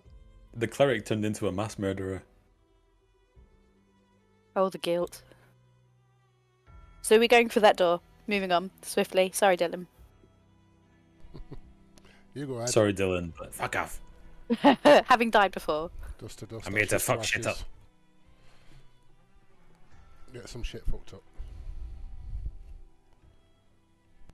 I just realised I spent 2 fucking spell slots on you. God damn it! No, they one on me. Not worth it. How would you kill Dylan then? I killed him of the Fey fever. Ah. But anyway, as Andrew like sort of sighs and just rubs her face and just turns to go, did you find anything on the Fey for Midnight Tears? No, nothing. Because we've searched the library, I'm guessing, as well. That would have come up. Or do we need to go search that again? I think there's You've not taken all the there. vials. Yeah. Yeah. You didn't label them. You just chucked them all in your bag. They're already labelled, you told us. Yeah. No, it was labeled underneath. Oh, Oh, I didn't know that. I thought you said they were labelled on the Oh! bottle. you The bollocks! shelves were labeled. Why would you label each and every bottle? There'd be Because you hundreds label of each and labels. every herb, don't you? All my herbs have labels on. I thought No, the you bottles said. do. I thought you Yeah, said the bottles yeah. were labelled. Yeah, I thought you said the bottles were labelled too, to be Yeah, fair. I did. Well, Andrew Dylan's takes a got deep. Dylan's got the live cast. You can go back. Clever. Thanks. Andrew takes a deep So breath we're and goes, fucked. "No, we're not," and rubs their hands together, puts both hands on Grog and Nephi, which is like just pretty much because Andrew's shorter, can be on their belly buttons. Grog And I'll wasn't conflicted. I will cast Lesser Restoration at second, my final second level spell slot, and 1 at third. I don't need it. I wasn't affected.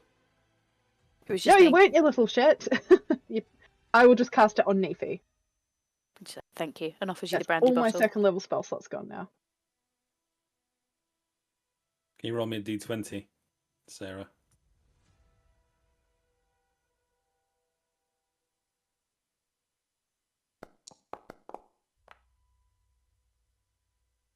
Okay. You feel pretty good for the Okay. next 16 hours. I just want to confirm something. I removed the Midnight Tears poison. And Sorry, I'll I thought you said the no, other thing. the poison. Okay. Because I don't alright. have Fey fever, or I didn't touch a dead body, so I didn't have the boils. Andrew, on that note, Andrew will perk up and go, "Well, actually," and sort of scratch her around Everyone her has. horns. Yeah.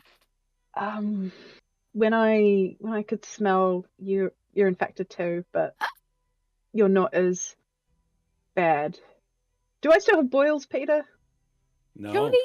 Surely if anyone infected and having boils dies within 3 days, Sorry, hold all on. of the NPCs are dead, aren't they? Especially Yeah. our Vaughn upstairs. But you spent time around me and Giles, who No, I mean, wasn't as infected. in, Vaughn wouldn't have survived long enough to get a job as a cook, be a cook, and then help us out, surely. You've only got infected because of blood transmission. No, I'm talking about, like, transmission time. How long you stay yep. infected for. Yep, but I'm saying that Andrew and Giles were only got infected because of blood transmission when the blood splattered on them. It was blood. So that makes it quicker, you think? No, Giles no, got I it by just- checking a pulse. Didn't get any blood on him. Touching fair. skin. I got it. So you cast the Midnight Tears one, right? Yes. So So you cast Lesser Restoration, and Neethi again drops to her knees and is violently sick as she spews up bits of. What did you eat the night before? Was it chicken? Pork? Don't know. Did we eat mushroom? Chicken. Lamb? As you vomit up quite a bit of what you ate the last night. Aye.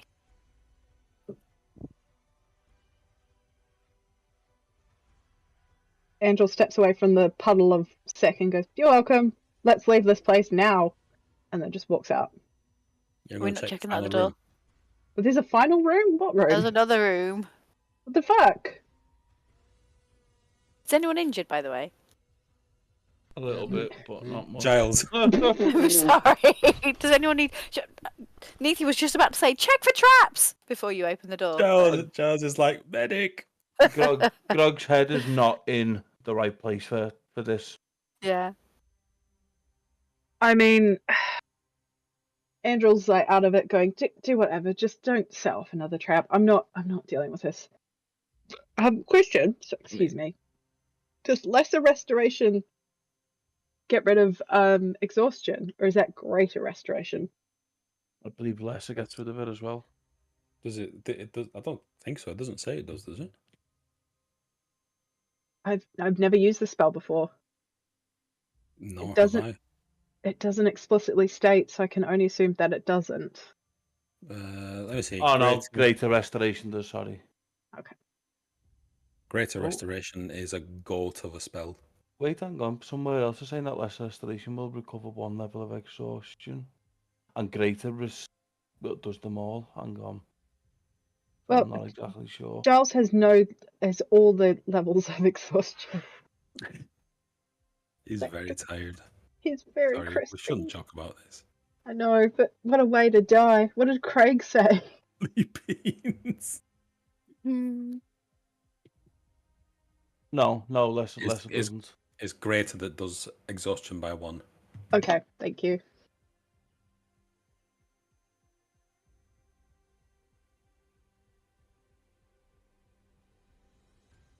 Where's Dickhead McGee? Is he still in the room? Has anybody worked anything out yet? It What was do you mean? just still. You mean if we're going to open that door? You've already opened it. So inside here, no traps go off. You said this manor hasn't been lived in for a while, haven't you? Because The top, the first floor is missing completely. and it's been used as a base by bandits, so it's not like the original owner of the manor, who is potentially modern time, is here active. Because I'm assuming it's their manor, considering it's their personal laboratory. When Peter's saying have you learned anything, I assume he's on about with the fact that this whole downstairs area has been dedicated to prolonging people's life. In this room, Grog, you see in the middle, you can't miss it, is how do I describe it? It's like a giant cylindrical fish tank. Okay. It is the same color as that weird sludgy blood. Okay. Surrounding it are 4. How would you know it?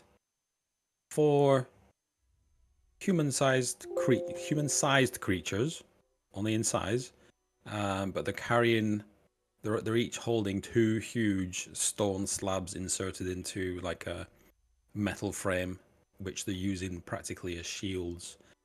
For the shield golem. You and I would call them clockworks, and they're just standing there, not reacting when you open the door. There is a cauldron of green stuff bubbling away,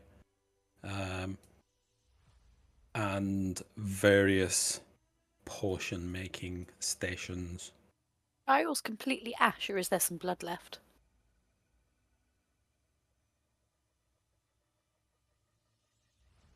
Completely ash. I mean, Can't use the blue powder 231 on it points then. of fire damage. Or, obliterated.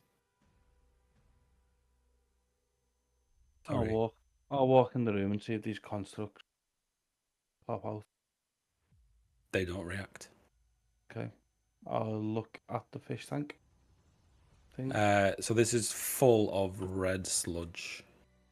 You see anything else in it? You take a really good look, but you can't. You just can't see through it. Okay. I'll You know- shout you- everyone else in the room. Maybe knock on the glass. I can do. Yeah, I'll knock on the glass and see if that does anything. You knock on the glass, it makes this like hollow bong bong sound, like a proper solid fish tank. Is there any way to open it? Or any valves or anything around it? You see nothing around it. Are you in the room? I'm in the doorway. Are you in the doorway? Or from a distance, you just see this tank with weird sludge. Angel's still in the library, chilling. Angel's still in shock, and also Angel's cat is just trying to bite her. Oh. Oh. Neathy's going to creep in behind Grog. Investigate the plinth over here. Is that where the potion making is?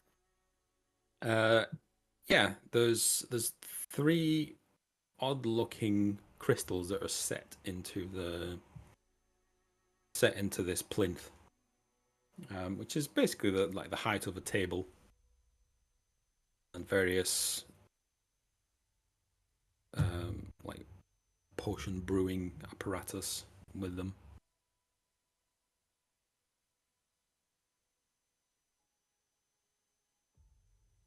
What are the crystals doing? Are they connected to the potions brewing behind them, or are they just decoration? Which crystal, sorry? And the plinth. The ones I'm standing next to. I mean, these crystals are glowing, but they're set into the plinth. Touch anything now.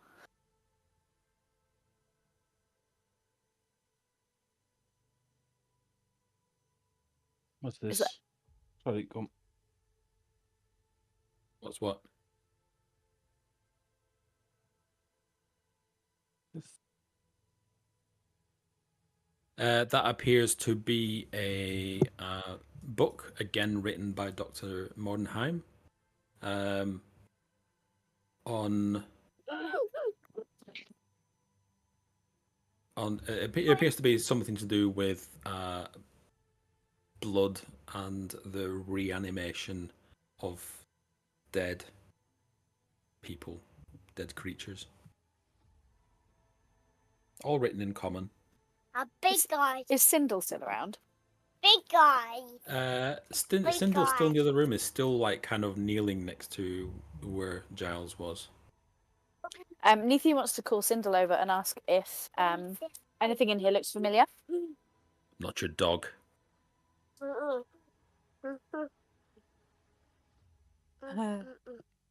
She will respectfully request his presence.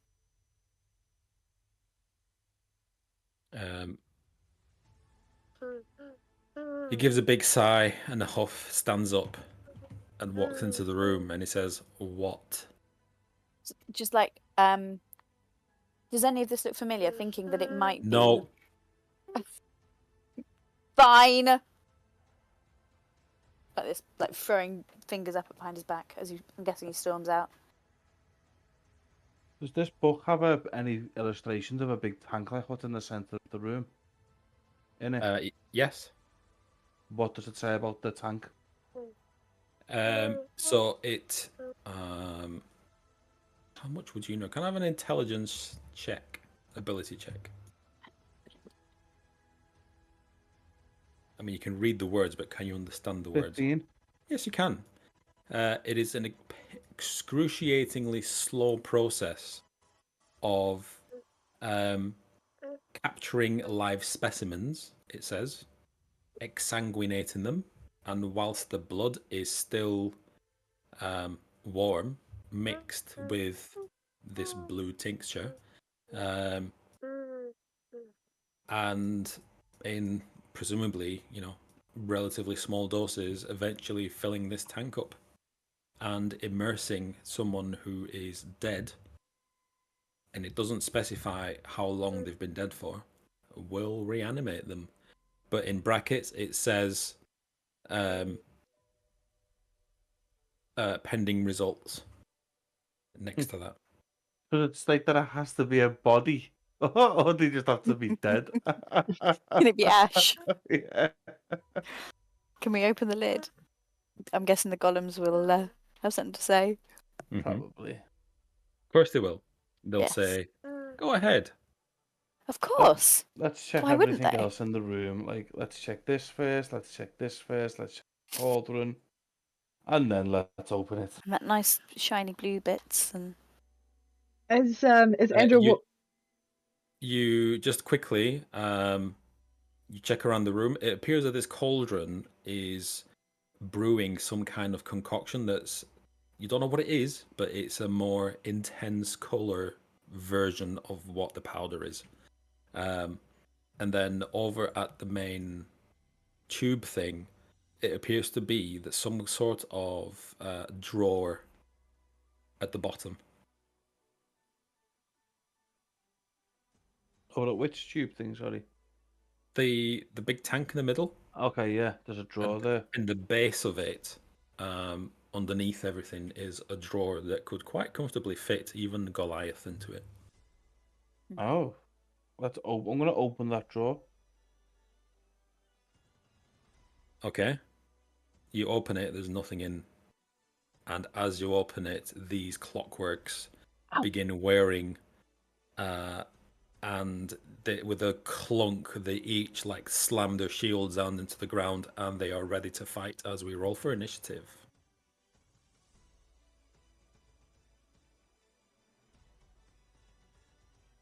I miss Giles. Yep. We've got no engorgement now. Nope. Play us a song, Dylan, will you, whilst we're fighting? Oh, better. Roll Okay, hold on.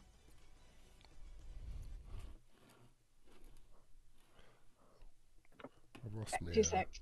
harmonica.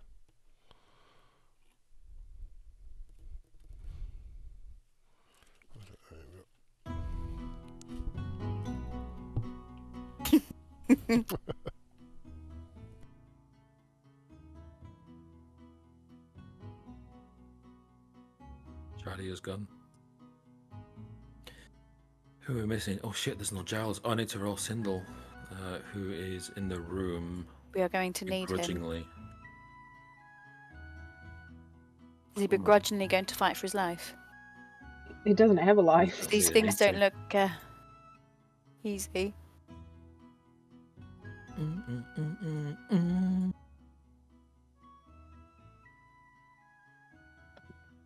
Krog, what are you thinking of doing? It's my work. Mm-mm. I think I know what he's thinking of doing, but I'm going to begin combat. As the first one in the doorway, these clockwork stone defenders is going to turn to Sindel and is going to slam him.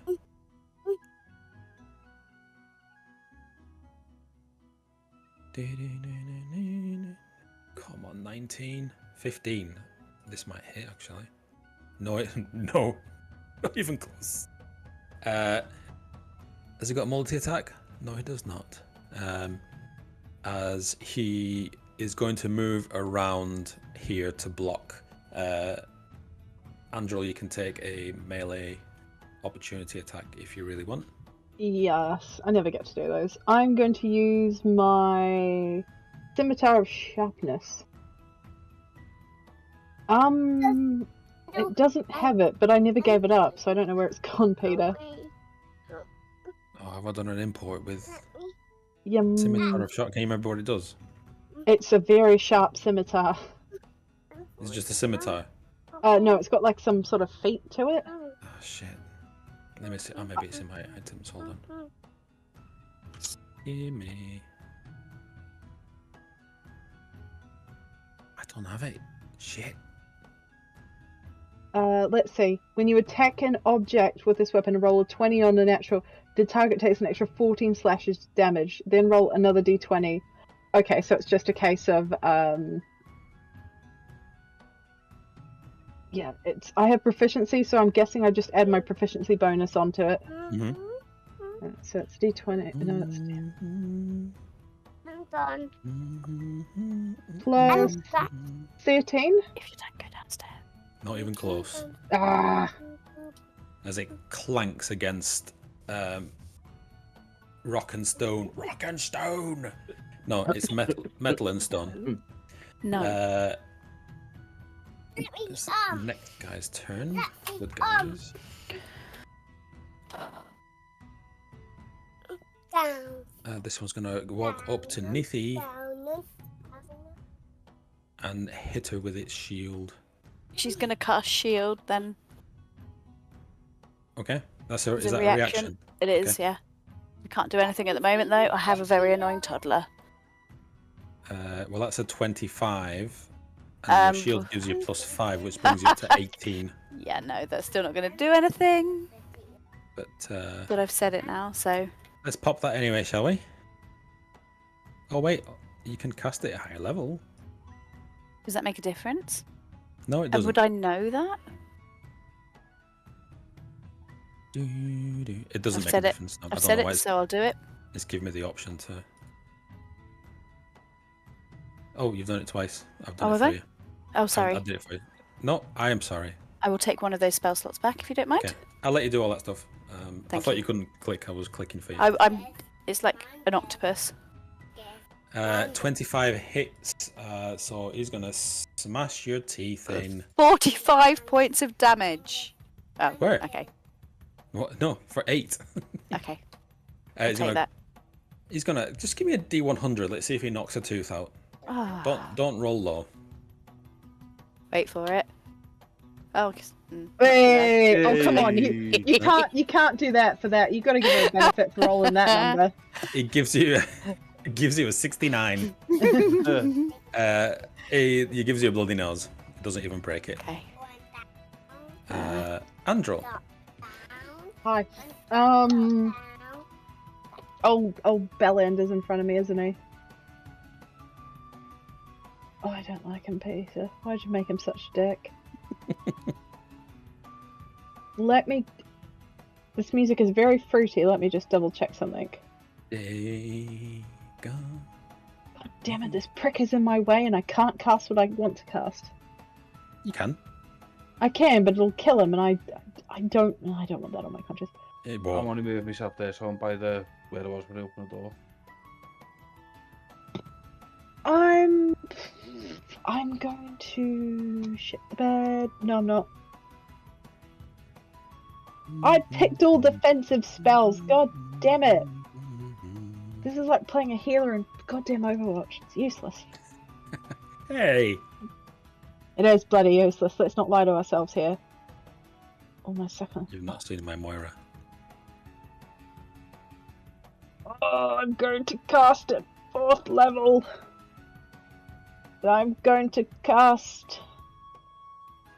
I'm gonna cast Blight because fuck it, I've had enough today. No, I'm not because it's a Constitution saving throw. I'm gonna cast Confusion. What kind of spell is that? A sexy one. No, seriously, what kind of spell is it? Let me just. So Like, what condition does it impose? Confusion. The spell assaults and twists a creature's mind, spawning delusions and provoking uncontrolled actions. Excuse me. Each creature in a 10-foot radius sphere centered on a point you choose within range must succeed on a wisdom saving throw when you cast the spell or be affected by this. An affected target can't take reactions and must roll a d10 at the start of each turn to determine its behavior for that turn. So, I'm going to slap that sucker right on here, so it's not touching dipshit. Hold on, I want to read more about this spell. Because I have a feeling it's not going to work. You stop that. Because they're constructs. It doesn't have, It just says creatures, but I'm just reading it on D&D Beyond because Foundry likes to abbreviate things too much. The creature's mind is spawning delusions. Each creature, at the end of each turn. What did you use, Shadia? Confusion. Oh, wisdom saving throw. This it's not intelligence. Okay, yeah, they're wise enough. Oh, shut up. Can I put it here? So the circle that it gives me is enough to affect the two beside me and Frank Lampard, but not enough to affect Frank Lampard. So if I slap that sucker here, Yeah. is he affected by it? No. Right. Give me a wisdom saving throw, please. Right, alright. So that guy. Saving throw. Oh. Bitch. He's wise enough. This one Fail. fails. And I will roll a d10 to see what happens to you. 2, which means you don't move or take actions this turn. Ooh. Boo. Boo. Good guys. That's me done. Okay.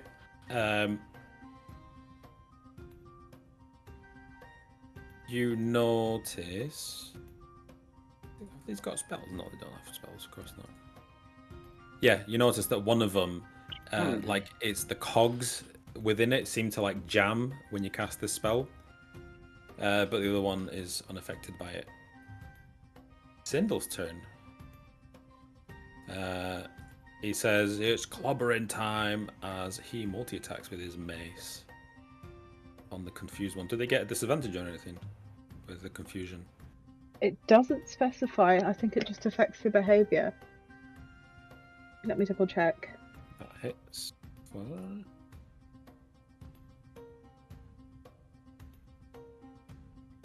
3. Boo. And he's going to attack again. Bless you. 21.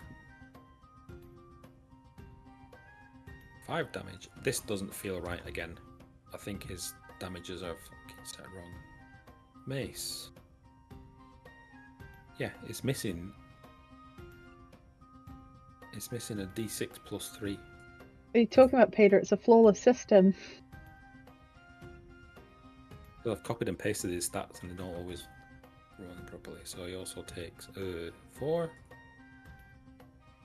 Here we go. And then I'm going to roll it again for another 8. As, yeah, he's not really bothered by this. Oh no, you're down, childs. It's the good guy's turn. This one's going to move and he's going to attack Androl. It's a good choice. Let's shove the shield into your face and miss.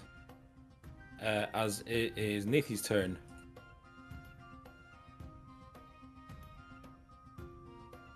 Right, so Neethi is going to cast Greater Invisibility. Okay. Oh, hang on, I've lost my thing. That's my thing. My Wait, little you're gonna helper disappear? here. And I'm going to twin it. So I'm going to cast it on Grog as well.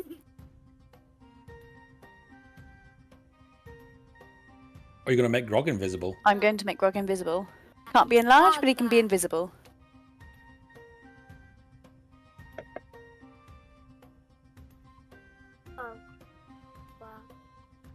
And as a bonus action, I'm So going you're to making cast... Grog invisible. Okay. Yeah. Is it applied convenient? There he is. If I take a bonus action, can I move as well? Yeah. And if Movement I'm is not- independent of your actions. If I'm not invisible...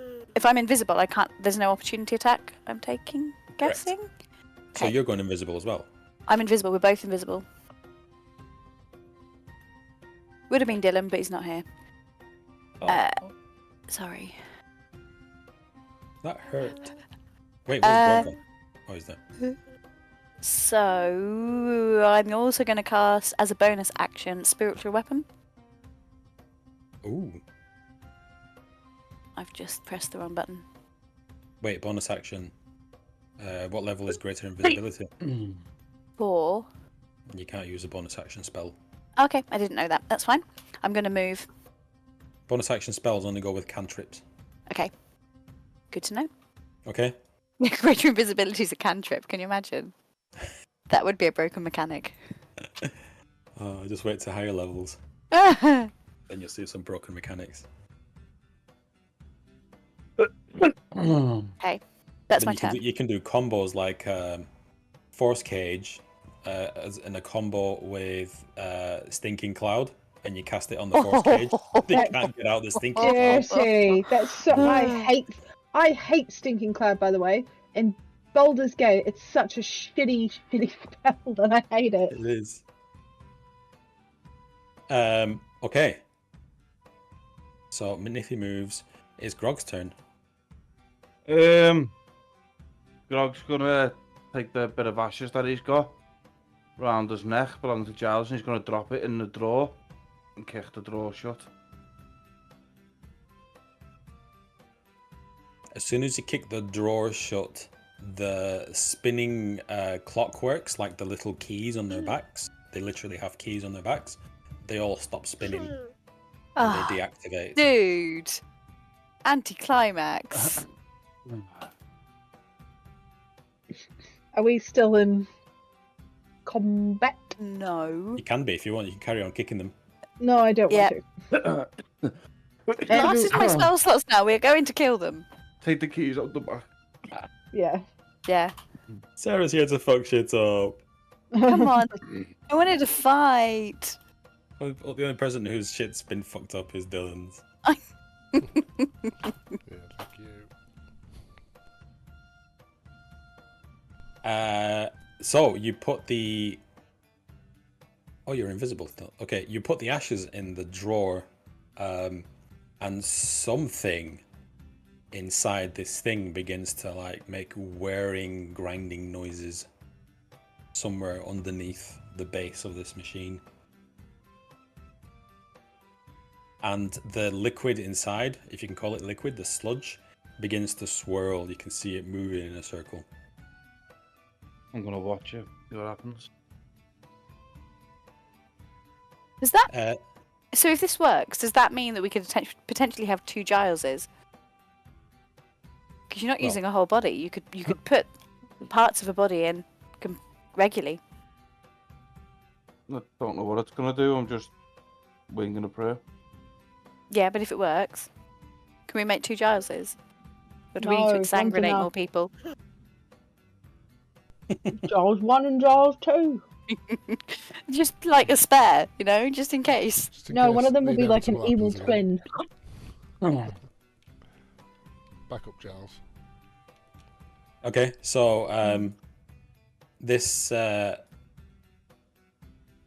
on the wash cycle at the moment. What would you like to do? This Get the music, keys I'm out the loving it. golems. Did the keys come out the constructs? Are you going to try and take them out?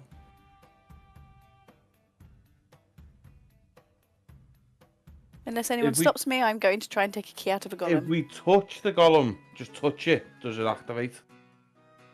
Are you touching it? Yes. Yeah, I'm invisible. I'll touch it. for a few more seconds. No, greater invisibility, yeah. 10 rounds.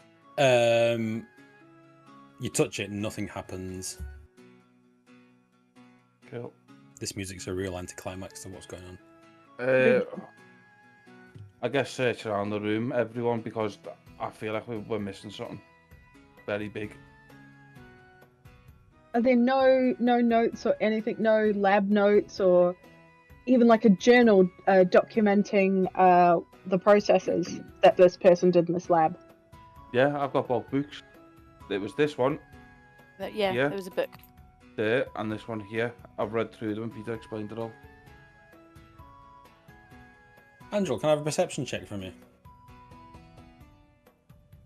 Since you asked so nicely, of course. Since you think you're safe in that room. Shut up, Peter. with all the love in my heart. Shut up, Peter. 16. Like a 1 then. You hear someone.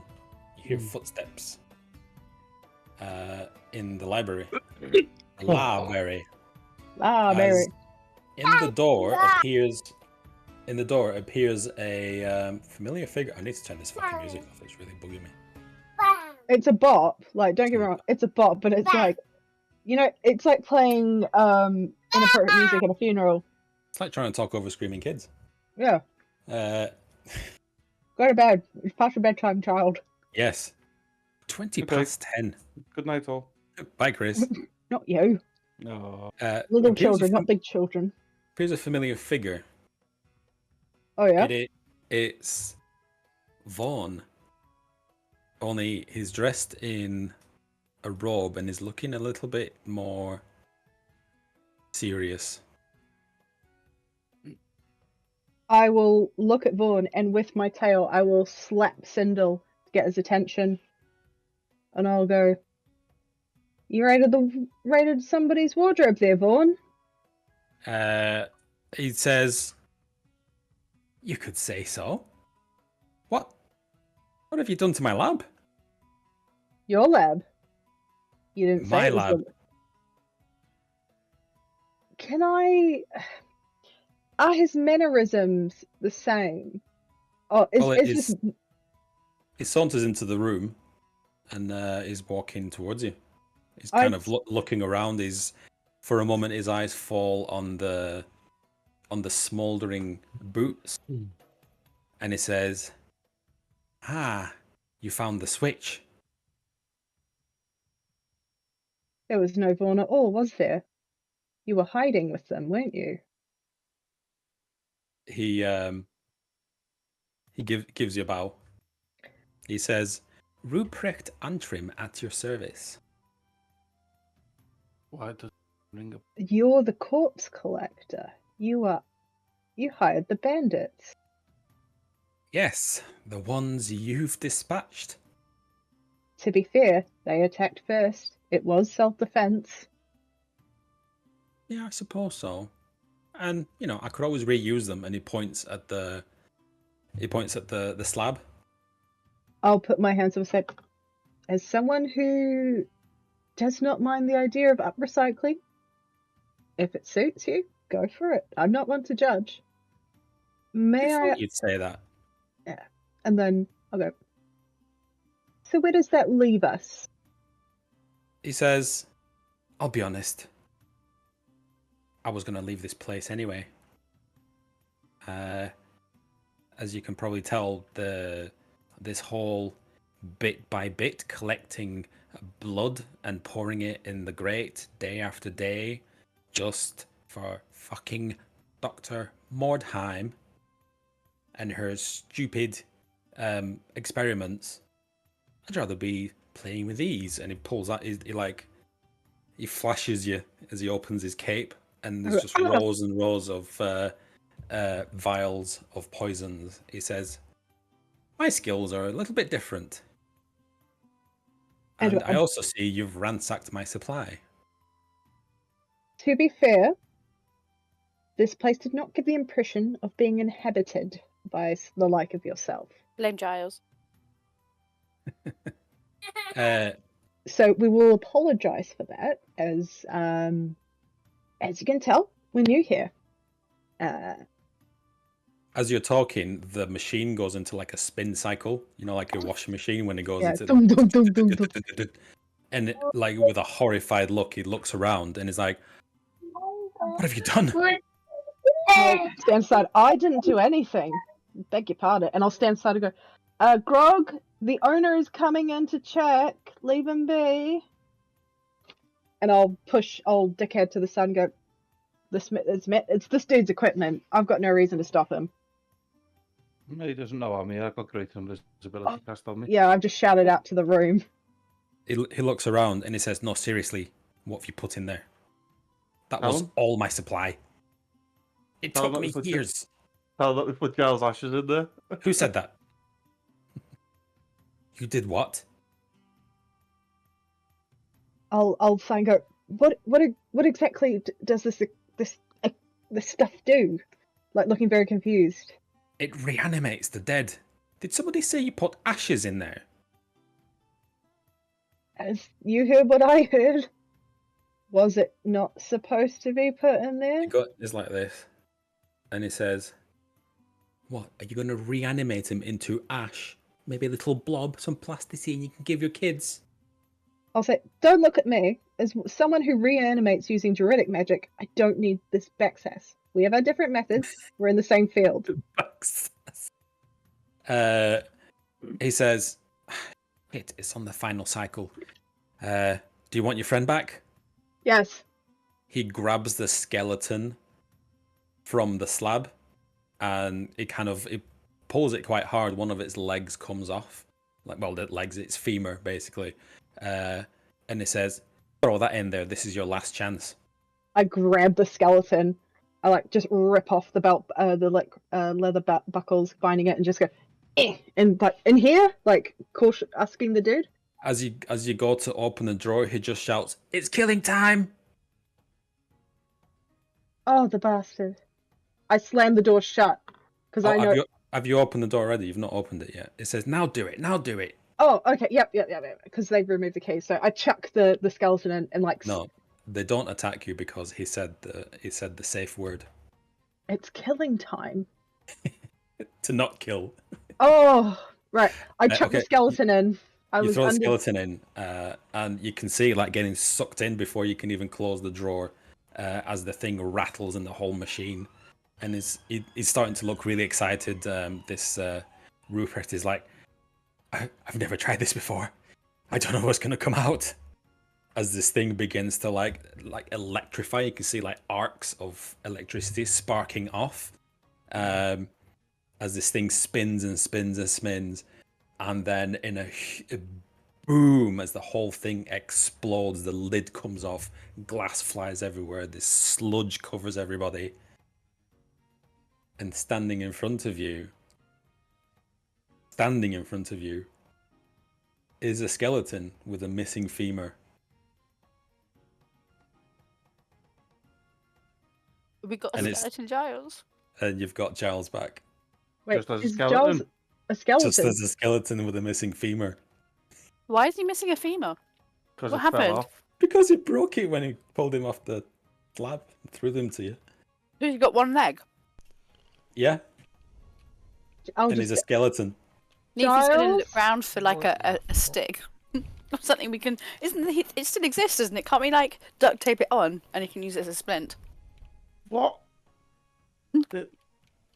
This quest's gone from being in the Underdark to some fucking hocus pocus shit, and my brain can't anymore. He says, Ruprecht says, don't worry about the whole leg thing. Once you get him to Ludendorff, somebody will be able to fix it. God damn it, we going to fucking big. I'm still invisible, Peter. I want to walk to this fucking guy who was calling Vaughn, and I'm just going to pick him up. I'm not going to hit him. I'm just going to pick him up, and I'm just going to say, I was your friend upstairs, and I gave you gold when I thought your family was hungry, and you didn't have the decency to tell me what was going on down here. He says, and I have the antidote. Okay, you're going to give me the antidote. He's being picked up by a 7-foot invisible grog here. And we'll say, well, you're going to give me the antidote because that's what friends do. And I've been your friend. He says, if you put me down, I'll give it to you. I'll place him down. And he says, just one more thing. I'm going to need my stock back. Andrew is just putting him, that's fair, and just gently starts cataloguing out, going, we don't know what everything is, but I'm sure you recognize it. And then just starts slowly, gently putting them down, not He is threatening. horrified. It's I'll like, give him the 2 but bits. there's no labels. Why didn't I put labels on the bottles? I'll look at him and I'll feel bad and I'll go, shall I help you? Neefi's going to say, you should eat them and see what they are. Eat what, sorry? What? It's his ingredients. He needs to test them all out with his mouth, doesn't he? Isn't that what we do now? Who said that? I'll You're look at him. invisible. Yeah. I'll look at him and I'll go, as a show of good faith, and to prove we're not looters, and I will cast detect poisons of magic, and I will pull up each single vial, shake it about, and go, this one is this, and just like, yep, this is Kellogg, yep, that's True Serum, that's Moon's Bane, that's this, and I just slowly, and I just look like helping him out. He looks at you really mystified and says, "How do you know all this?" When you grow up in the woods, you learn some stuff. And I just like continue cataloging it, going da da da da, and he just looks at me and goes, next time, please label things. He reaches into his coat pocket and he hands. Well, he just holds it up. He's assuming Grog's somewhere, and he says, "That poison that I gave you last night. I'm sorry. I'm sorry. I didn't realize." You gave us last night. Have you not noticed that everyone's been vomiting the poison out every time she casts? We did ask this. We even watched him to see if he even poisoned. That was one of the things that Chris even specifically asked for. He says, I'm sorry. It's a latent poison. You probably think you've cured it. It's going to come back. When it presents again, probably tomorrow, just take this. You'll be fine." Thank you. And just keeps going, yeah. Can I force myself to become visible again, please? Because I want to show him something. So I'm going to become visible. I'm going to show him your penis. No, I want to pull the sword off the side of my hip, and I'm going to go, this survived the fireball. Oh, what is it? No. Just put it back. You don't need it. What is it? Just put it back. It's trapped. It's trapped. I like traps. I'm sorry. I just like traps. I like poisoning. I like traps. Just put it back. What is It's a sword that will kill whoever tries to use it. At that, Andrew goes, put it back now!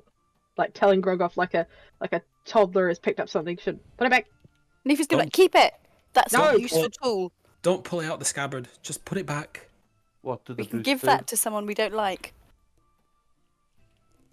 What did you say? What do the We need to keep it. Oh, sorry. Are you keeping the sword? I just want to know what the boots do as well before I make a decision. He says that they're a trick as well. Go on. Of course they are. He says, well, they're meant to look like boots that help you run fast, when in fact they make you stick to the ground. You see, it's really interesting because I made this new glue and it starts like rattling off all these different ingredients. And eventually he says, and when it sets, you're never moving again. You'll just die of starvation or something where you stand. Can you not Really, take it's the really boot- quite clever. Can you not take the boots off? Andrew's quite intrigued by this. No. You see, Ziggy what needs some happens new was- boots. That's what I'm and saying. It goes on to explain that where you put your foot inside and you like press down, there's like this release mechanism that releases glue both to the ground and into your feet, and it glues you. It's basically sovereign glue for anybody that knows this in D&D. God, no! That's okay. For context, the only way to remove sovereign glue is a level 9 wish spell. Yep. Or cutting your feet off. Or Yeah. cutting your feet off. Andrew will turn and go, that's actually very impressive. Yeah, I saw a play once. It was called Saw. It was really good. Oh, The sword, I'm going to say to him, that could come in handy. The boots would make a good gift. you two are bloodthirsty. I'll turn and look and go, and I'll stand up after finishing cataloguing, passing the funnel. What if we were to come to agreement? If we were to tell you that we were here to kill Dr. Mordenkainen?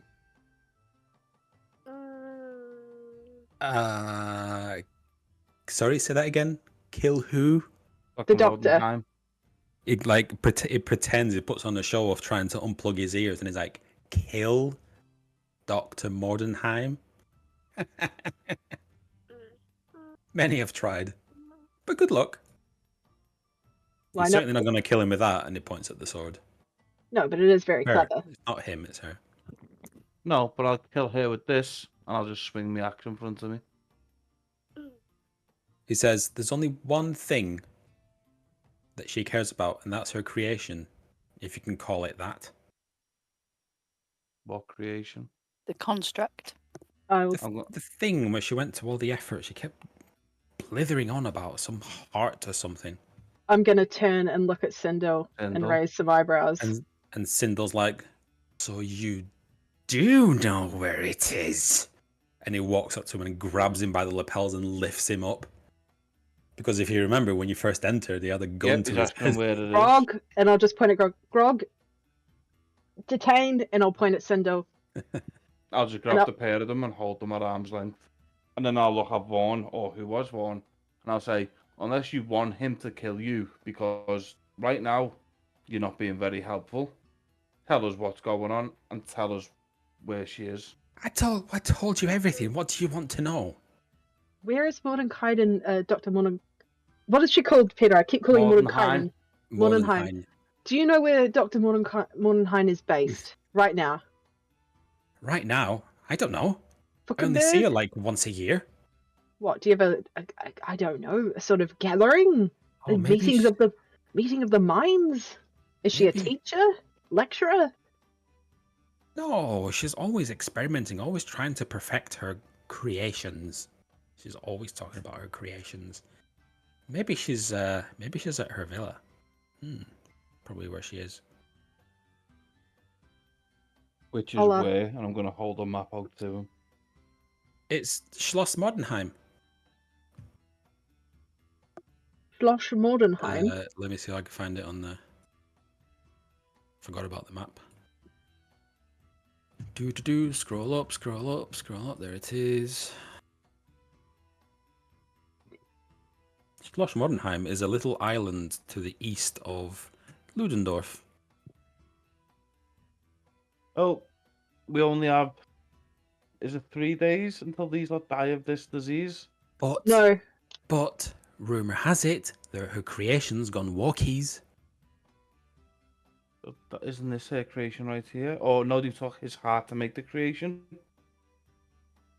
He says, ironically, you need to get sick with the plague to find it. There's quite a hunt going on right now. There's a lot of people looking for it. These have. I was one of them. I'm going to point and go, well, she has the plague. Well, when the plague progresses and it's nearly killed you, you'll know where it is. Andrew just sort of put her head in hands and go, no, God. What do you know about the Fey fever? He says, the Fey fever, well, you're going to die. Yeah.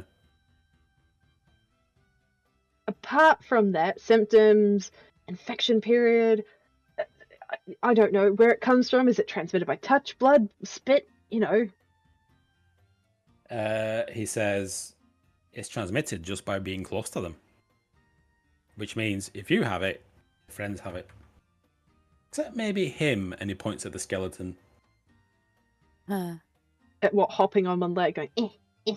By the way, Giles can speak. Cool. What's in that block of skeleton? I'm hungry.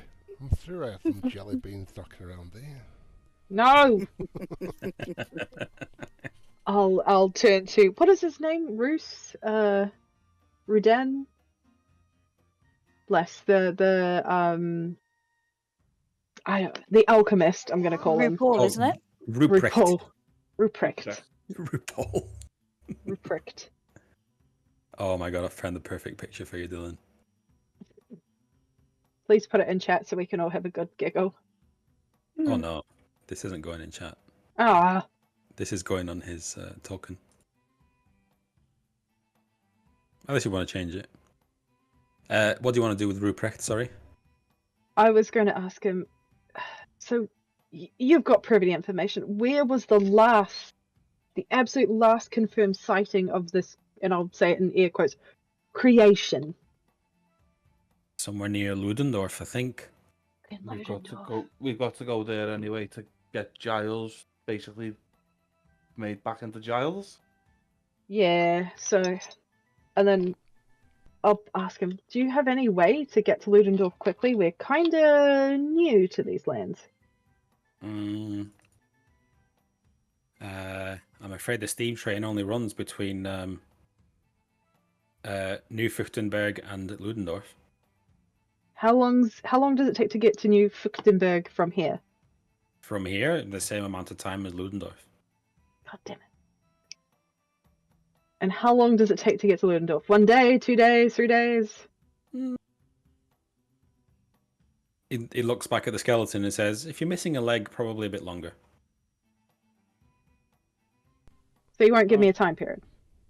Okay, so just flat out running, probably a day and a half. Gonna look at Vaughn. I'm gonna just turn around to him. Would you say that I was kind to you, and when I didn't know who you were? He says, yes. Would you grant me one small favor? What is it? Allow me to take one of these with us. We're a bit lacking in muscle, and we need something to carry the skeleton. My clock works. Only one. You have 3 more, 4 more. I'll bring it back after we're done. I suppose it'll save me the moving costs.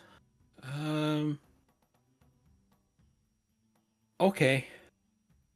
And because he said that, I'll throw him the sword back, and I'll go. There we go. It clatters on the floor in front of him, and he leaps out of its way. I'll then oops, just kind of I'll pick it up watches and go and put it back on the chest for him. He watches it for a second and is like, yes, just put it in the chest and just close the chest. There we go. I'm going to ask him all the relevant wording for these clockwork monsters, so it doesn't attack us. Like, how do I activate it? Can you make it so it knows that we're all friendly and points to the rest of us? He takes.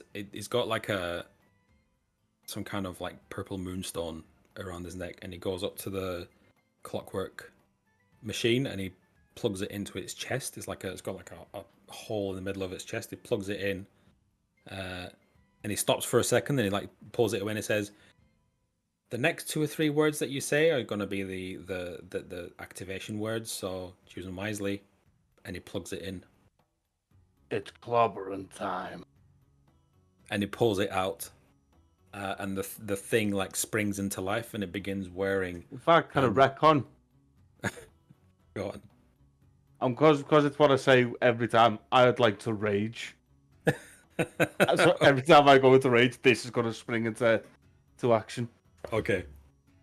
I would like to rage is the safe word, as it were.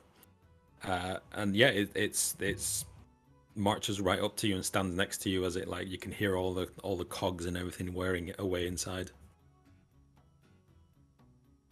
So when I say I would like to rage, that's what. So it's alive, it's activated. But when I say that, that's when it'll go attack something. That will activate and deactivate it. Okay, but otherwise it just walks with us normally. As long as it's active. How? I'll ask Rupert. How do you make it run? He says, "I don't know. She gave us all this. This is just more of her creations. I mean, these are really old creations. These are like prototypes, just crappy stuff she didn't want to use anymore. Her new stuff is a lot scarier. I'll tell you." Well then, can we take 2 of them? He says, "Well, no, because I need to keep them here to protect my stuff. What's left of it." How many is there? 4 of them? 5 of them? 4. 4. I think 2 is fine for you. He says, "No, you can have the 1." Oh, okay. I'm gonna climb on top of the metalwork thing, and I'll like click my heels into side, like go, run, dash. Like try to get it to move. It doesn't move. I'm gonna start like jogging in front of it because it's activated to my words, and I'm gonna see if it keeps up with me. It does keep up with you. There we go then. As it thumps around the room. And just like gonna make it stop. I'm gonna stand still. I'm dying to know what Dylan thinks. Is Giles naked? Is he a naked skeleton? He is a naked skeleton. Well, he can have clothes if he wants. I'm not gonna. Dylan? Did he's gone? Oh Unless no. is he on mute? Might have gone to have a pee. Oh, fine. Charming. While he's doing that, I'll ask Rupert. Rupert, do you have any spare clothes? He looks a bit bare bones.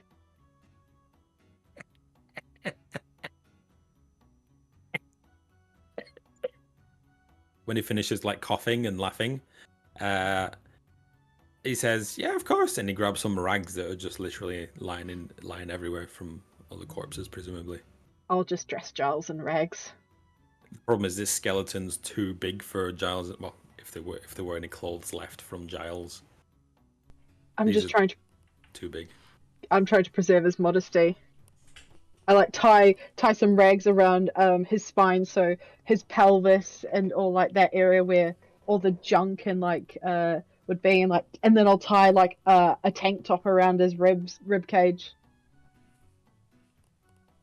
A tank top. Okay. Is Dylan back? I'm back. Oh, you are back. I was just saying, I was dying to know what you think of what you make of your new old character. My new old character, my third Giles. Back again. Giles 3.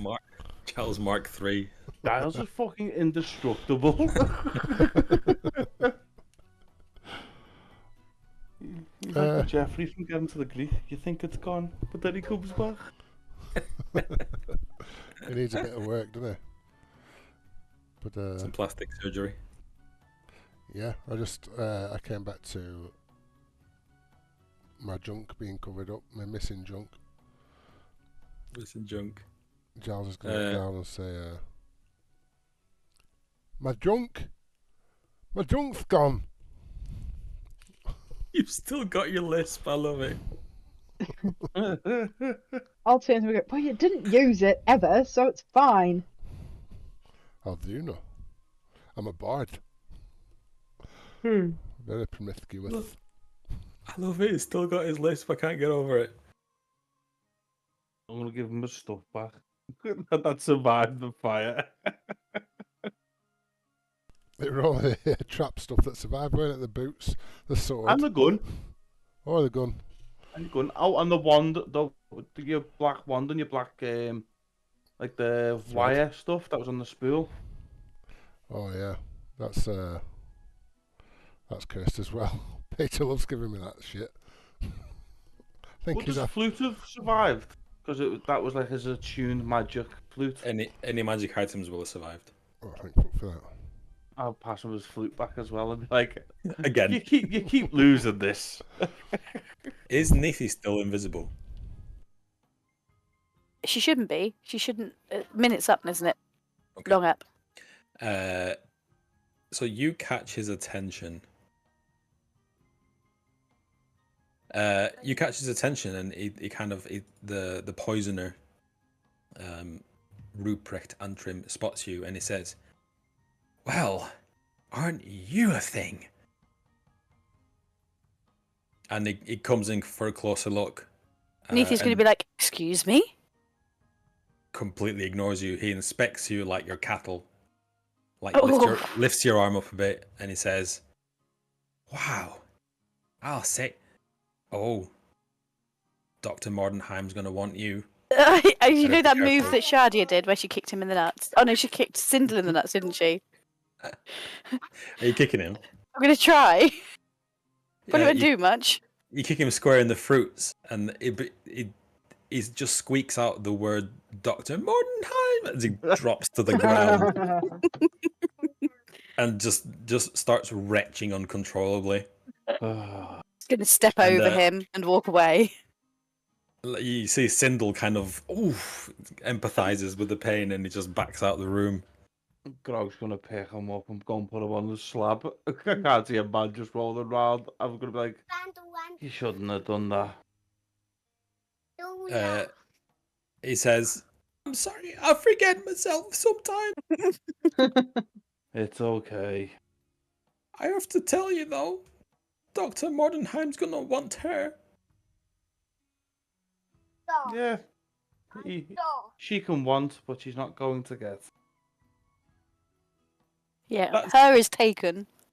That's what they all say. Is it That's gonna good. stay like this? I've just My got to voice- pass him on the shoulder and be like, give it a few minutes.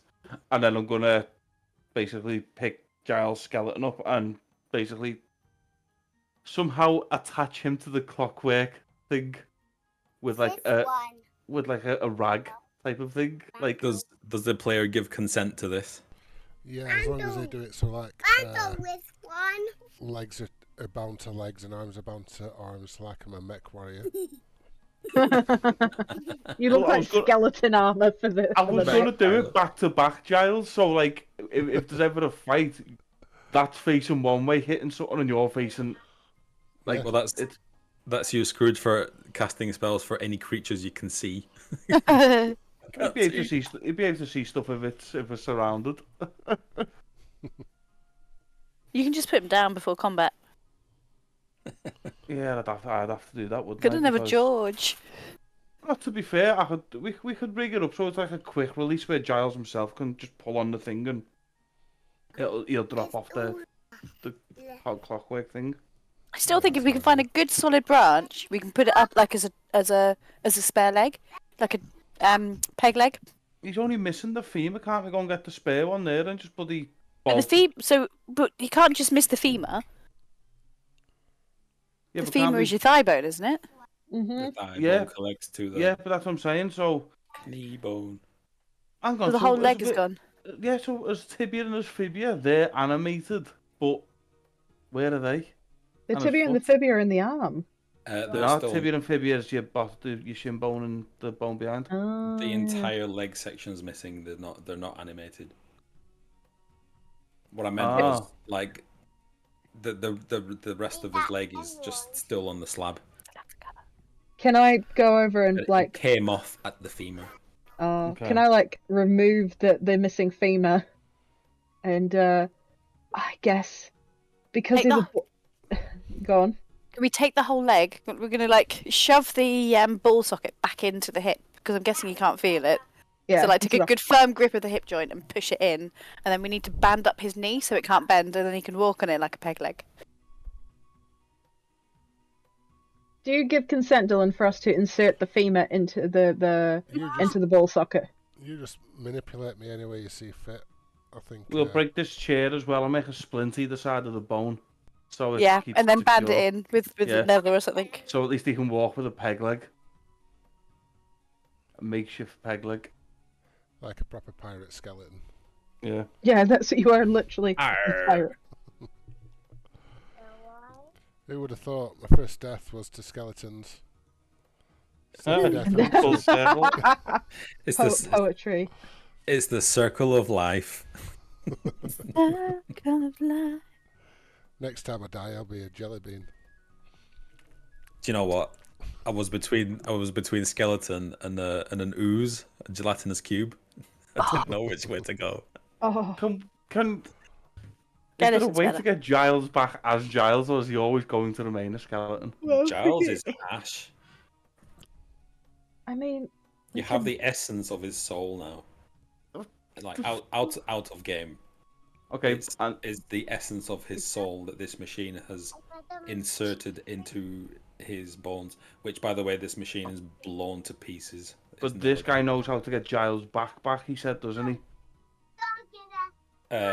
From the ashes. Yeah, so that's what I'm saying. So he's took Yeah, some. you can clone him. Yeah. So that's what I'm saying. So we'll be able to clone Giles and put the actual Giles' soul and essence from the skeleton into the new body. At some Yeah. point. Oh, this is going to be fun. It's turned into a fucking. Don't know what this game is anymore. It's certainly not D&D. we've got to go to Londendorf. Not then. Yes, let's head there. I'll say goodbye to Rupert. It's like, it was lovely to meet you.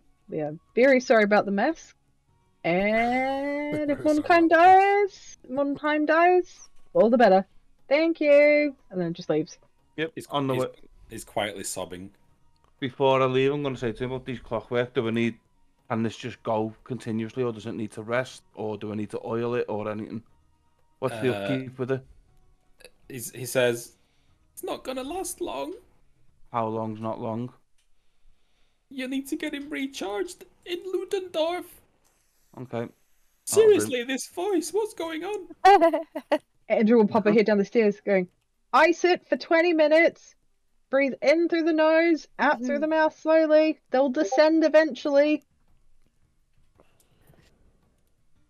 Right, let's all go to Ludendorff. He starts taking like these stuttering breaths, like.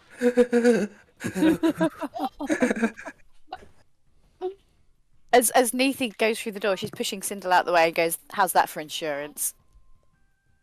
And she's going to try and pickpocket his pouch if she can of ashes.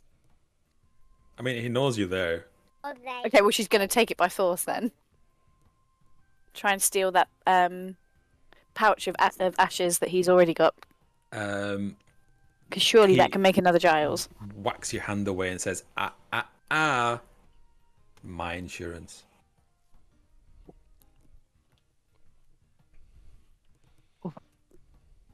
Let's just go. Are you going to continue antagonizing him? I'll wait till he's sleeping. Okay.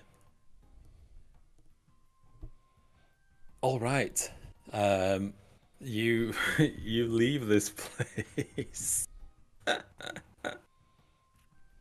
Oh my god, I love D&D so much. I was like, oh, they're just gonna do some ransacking, have a little fight, and leg it and go. Nope. No. Jelly beans. Jelly beans. Don't know what it is with me. I just like touching and. Gone. I just touch things that I shouldn't. Well, how do you feel now that you're a skeleton with a one working leg? It'll do. Get me about. He's alive. Sort of. Kinda. It used to be me who used to touch everything in our other group, and Yeah. You've outdone me. How the tables have turned. Yeah. You've never died to jelly beans, that'd be Chris. No. No. I usually get other people killed. Yeah. Oh, jelly beans! I'll just throw one to you. Yeah. Jeez. Okay, you leave the manor.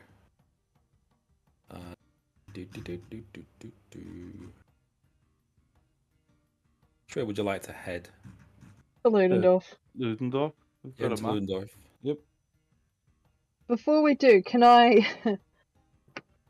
I want to look around and take... Will the Clockwork Guard give us... How big is shields? Are they big enough for us all to sort of sit on? And my idea is to get them to act as a sleigh.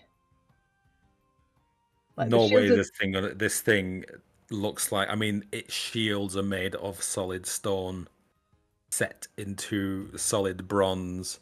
The clockwork is bronze.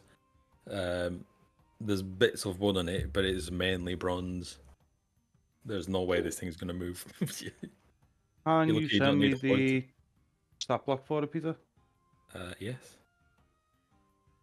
Please. Is there any...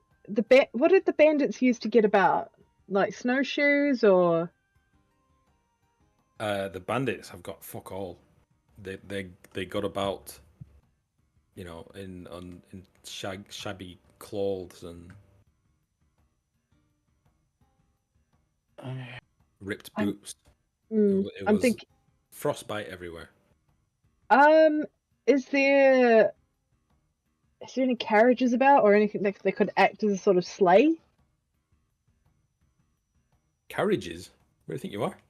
Barovia. No. You're not in Barovia. Is there any winter dogs, like working dogs, or even wolves that I can see? So you're standing outside in the blizzard, which is still raging, and it hasn't stopped since you got here.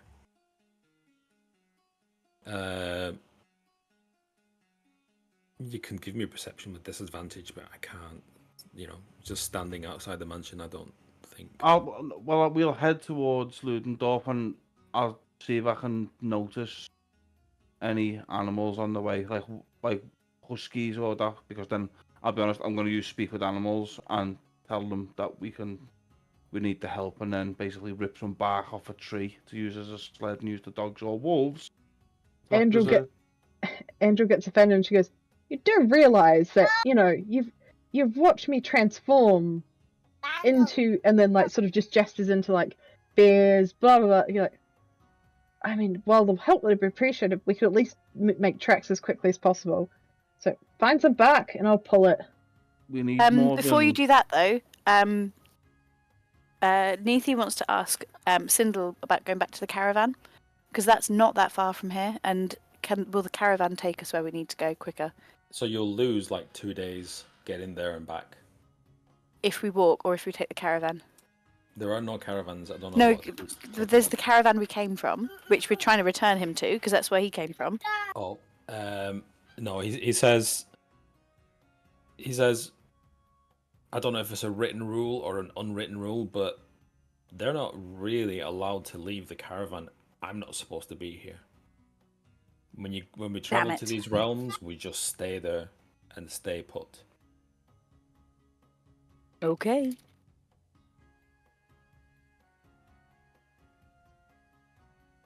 Dog sled it is. Just one dog?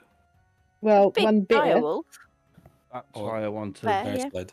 Yeah, that's why I wanted to find a pack of dogs, because haven't you already got a level of exhaustion, Jadia? Yeah, but it doesn't affect it only affects rolls. Yeah, D20 rolls. Like Okay. -1. Okay, let's do that then. I'll rip a big bit of bark off some tree. Thick piece of bark that's big enough for us to all use as a sled. Throw the rope around into a mouth, and I'll keep hold of it at the front. And do these clockwork things understand basic verbal commands, Peter? It seems to respond to basic verbal commands from you, yes, nothing complex. I'm gonna just sit it on the back of this piece of bark and basically make it act like a rudder with its shield to help What us do you mean move by through this. bark? Like, I'm gonna basically cut a tree and basically hollow, like a dead tree, and hollow it so it's like a sled for us. Which shouldn't take me long. How are you going to pull the tree? With a bear. Bears are strong, but they're not. I've never seen a bear push a tree anywhere. Never mind. Oh, no. We're going to chop the tree down. I'm going to chop the tree and basically, like a fucking bobsled. Yeah, and think Cool Runnings. Yeah. And then the bear's going to be running in front of it. But you're not Jamaican. Oh my god. You understand the concept of what we're trying to do here. Yes. And then on the way, if we pass any animals, like wolves or something, I will speak with animals and get them to help. Let me tell you, this tree won't last more than a day. So That's fine.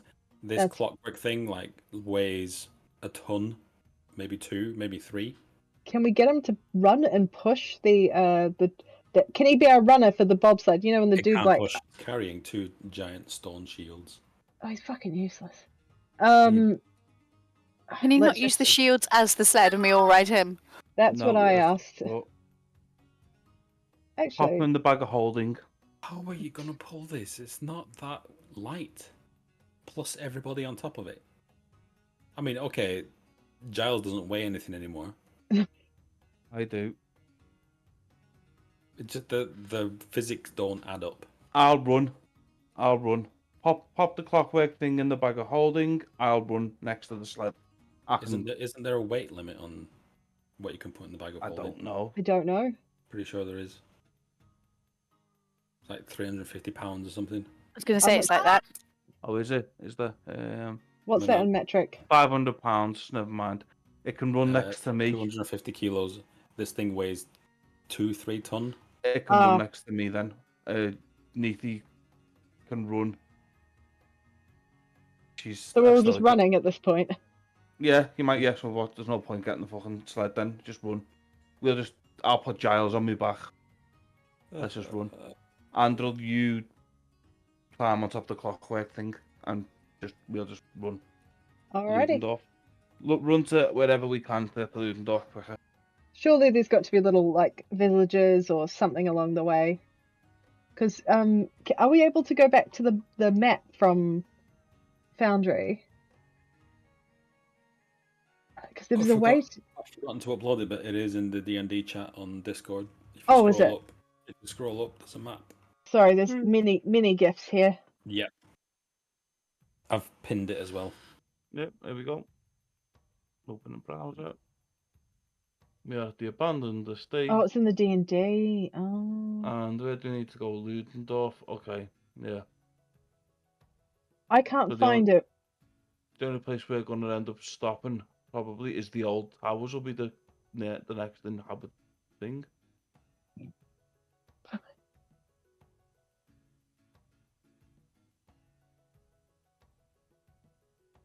Setting off. Yep, we'll head towards Ludendorff.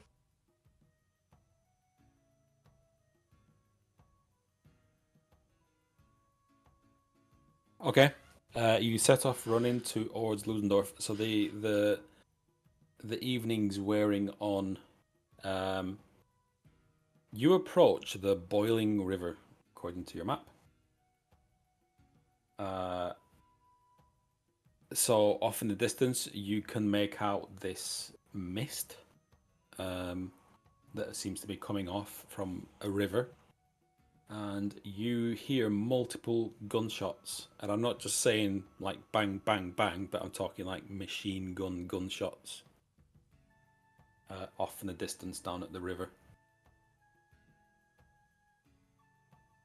And it also appears to be, so you reach like it's not a road, it's more like a dirt road that seems to be leading down to the river, which is a sizable river, it's not like a stream. And there is a bridge there, and the gunshots are coming from both sides of the bridge at each other. We stumbled upon Normandy. You can make out multiple shapes on your side of the river, certainly. It appears to be like troops. I'll turn up from the back and go, "What are we doing?" It's still bouncing.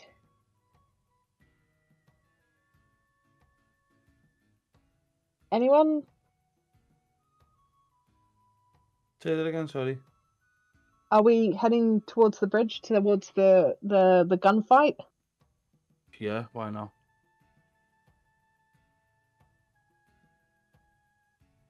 Do we need to go that way to get to where we're going? Well, we're gonna cross the boiling river.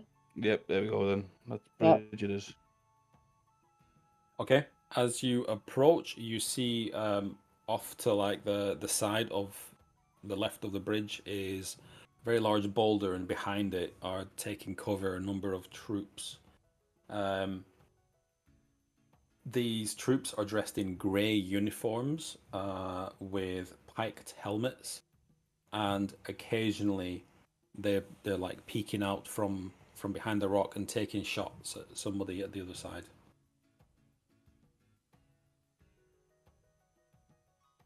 I'll turn and look at Grog and go, who wants this one? I got it. Can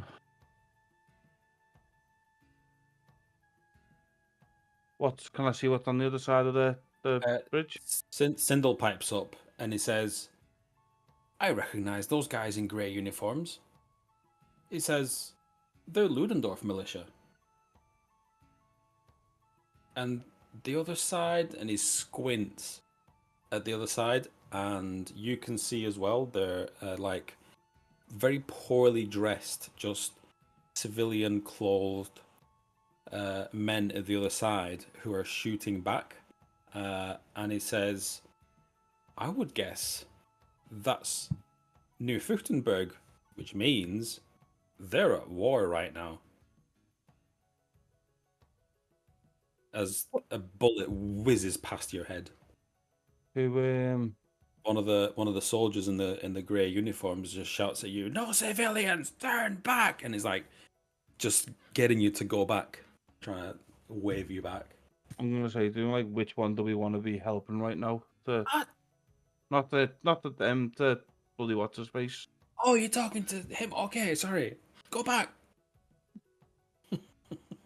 Is there an alternative scenario? Does anyone see a way around this? Like, not over the bridge? Is there? Can we go further up and cross? I mean, The river looks like, as you get closer, looks like it is genuinely boiling as steam comes off it. Bloody what's his face? The one who's got the mechanical heart. I'm gonna say to him, which side do we want to be helping here? He says, I don't know. Where do you want to go? Ludendorff first, but don't we have to also go to New Fruchtenberg? New Fruchtenberg's a little bit closer.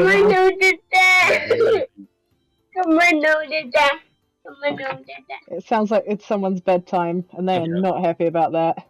Yeah. Neither am I. We're going to Ludendorff now, but wasn't there a reason for us to go to New Fruchtenberg as well, or was that just originally when we looked at the maps, one of the map, one of the notes? You had two separate notes, both pointing in different directions. They were like flyers, basically giving out permission to people to collect corpses. But there was an older one that said Ludendorff, and there was a newer one that said New Fruchtenberg. So that like the paper was just literally newer. New doesn't really matter to us now, does it? No. New Fruchtenberg is aiming to open a university to rival Ludendorff, and that's why they're trying to redirect corpses to New Fruchtenberg to take Ludendorff's steam out of their sails, basically, is my understanding. Well, we don't care about any of that, do we? And No. Bloody Vaughn told us that there'd be someone in Ludendorff who could help with Giles. So we're going to Ludendorff. So I'm not going to say the key words, because if I say the key words, if I say them, will it activate the golem now, or will it deactivate Yes, it will.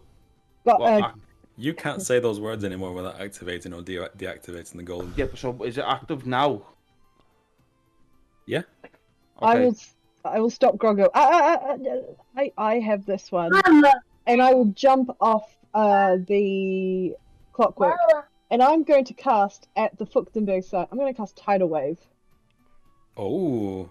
I'm going to use the boiling river, and I'm going to create a tidal wave that just smashes against the other side and gets the Fruchtenberg soldiers. Okay. I know there's a width on that. That's one of the first spells. Yeah. Tidal wave is 120 feet.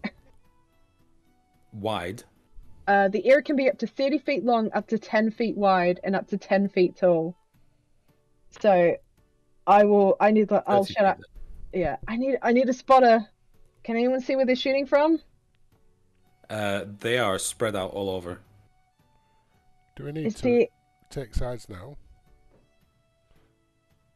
Well, we can't get around it. How wide is the river? Can we not cross further? Jeez. Sorry. Sarah's gonna fuck you up if you don't shut up. She's gonna. I'll be back in 2 seconds. My cat won't stop fucking screaming at me.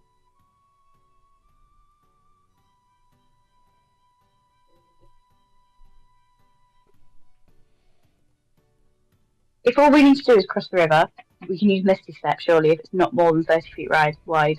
How wide is the river, and do we need to cross it? Because I thought we were going to London. The river's about 100 feet wide. Okay, so Ludendorff is in completely opposite direction to New Fruchtenberg. So how would we get to the boiling river if we were heading to Ludendorff? Have we gone the wrong way? Who knows? Okay. Are you asking me? I'm just wondering. I'm assuming we've gone the wrong way, because if we're at the boiling river and we're reading it, we don't need to cross the river to get to Ludendorff. Nobody here has a compass or anything, so you're just assuming you're going in the right direction. Well, I'm assuming if we're at the boiling river that we can turn at a right angle and go the other way. There's no sun, is there? 'Cause it's all blizzard. If you go the other way, you'll go back to where you came from. Why would we go back to where we came from? You just said if you go the other way. 90 degrees. Oh, you mean follow the river south? Yeah. Yeah, you could do, and then you can just hope and pray there's a river down there. Do you have a map? Because if we're not going to New Fuchtenberg, you don't need to cross the river, and you can tell that by looking at the map. That shouldn't be difficult for You adventurers. do need to cross the river. Do you see where it says abandoned estate? Oh, so we're at that Y crossing. So could we cross the other one? You're Or can hemmed we in go- by boiling river on all sides, apart from north. I'm still on the room map. Is there a... If you look in DnD chat on Discord, Oh, sorry. scroll up past the GIFs. In fact, I've pinned it. There's the map there. Okay, so there's one bridge. The river is 100 foot wide on both sides. So that V, both sides are 100 foot wide, and both sides are boiling. Yes, but you can only see one river at the moment. Okay, so I suggest we walk down until we get to the V. Where the rivers bisect, because then we'll know where we are. And then hopefully there'll be a bridge to cross. Yes. I'm silent. I'm silent. Because we just have to cross I'm again. silent. I'm silent on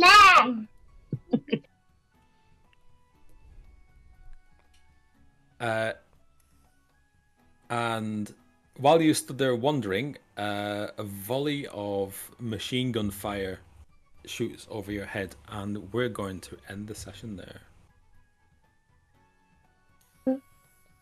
Thank you. And then you can decide what you want to do with which way you want to go over the week. Yeah. And Bonus thanks for playing. Thank you, Peter. Thank you. We went from exploding jelly beans to machine guns. Yeah, exactly. And Giles died, and then he lived, and then he died, and then he lived, and then he died, and then he lived.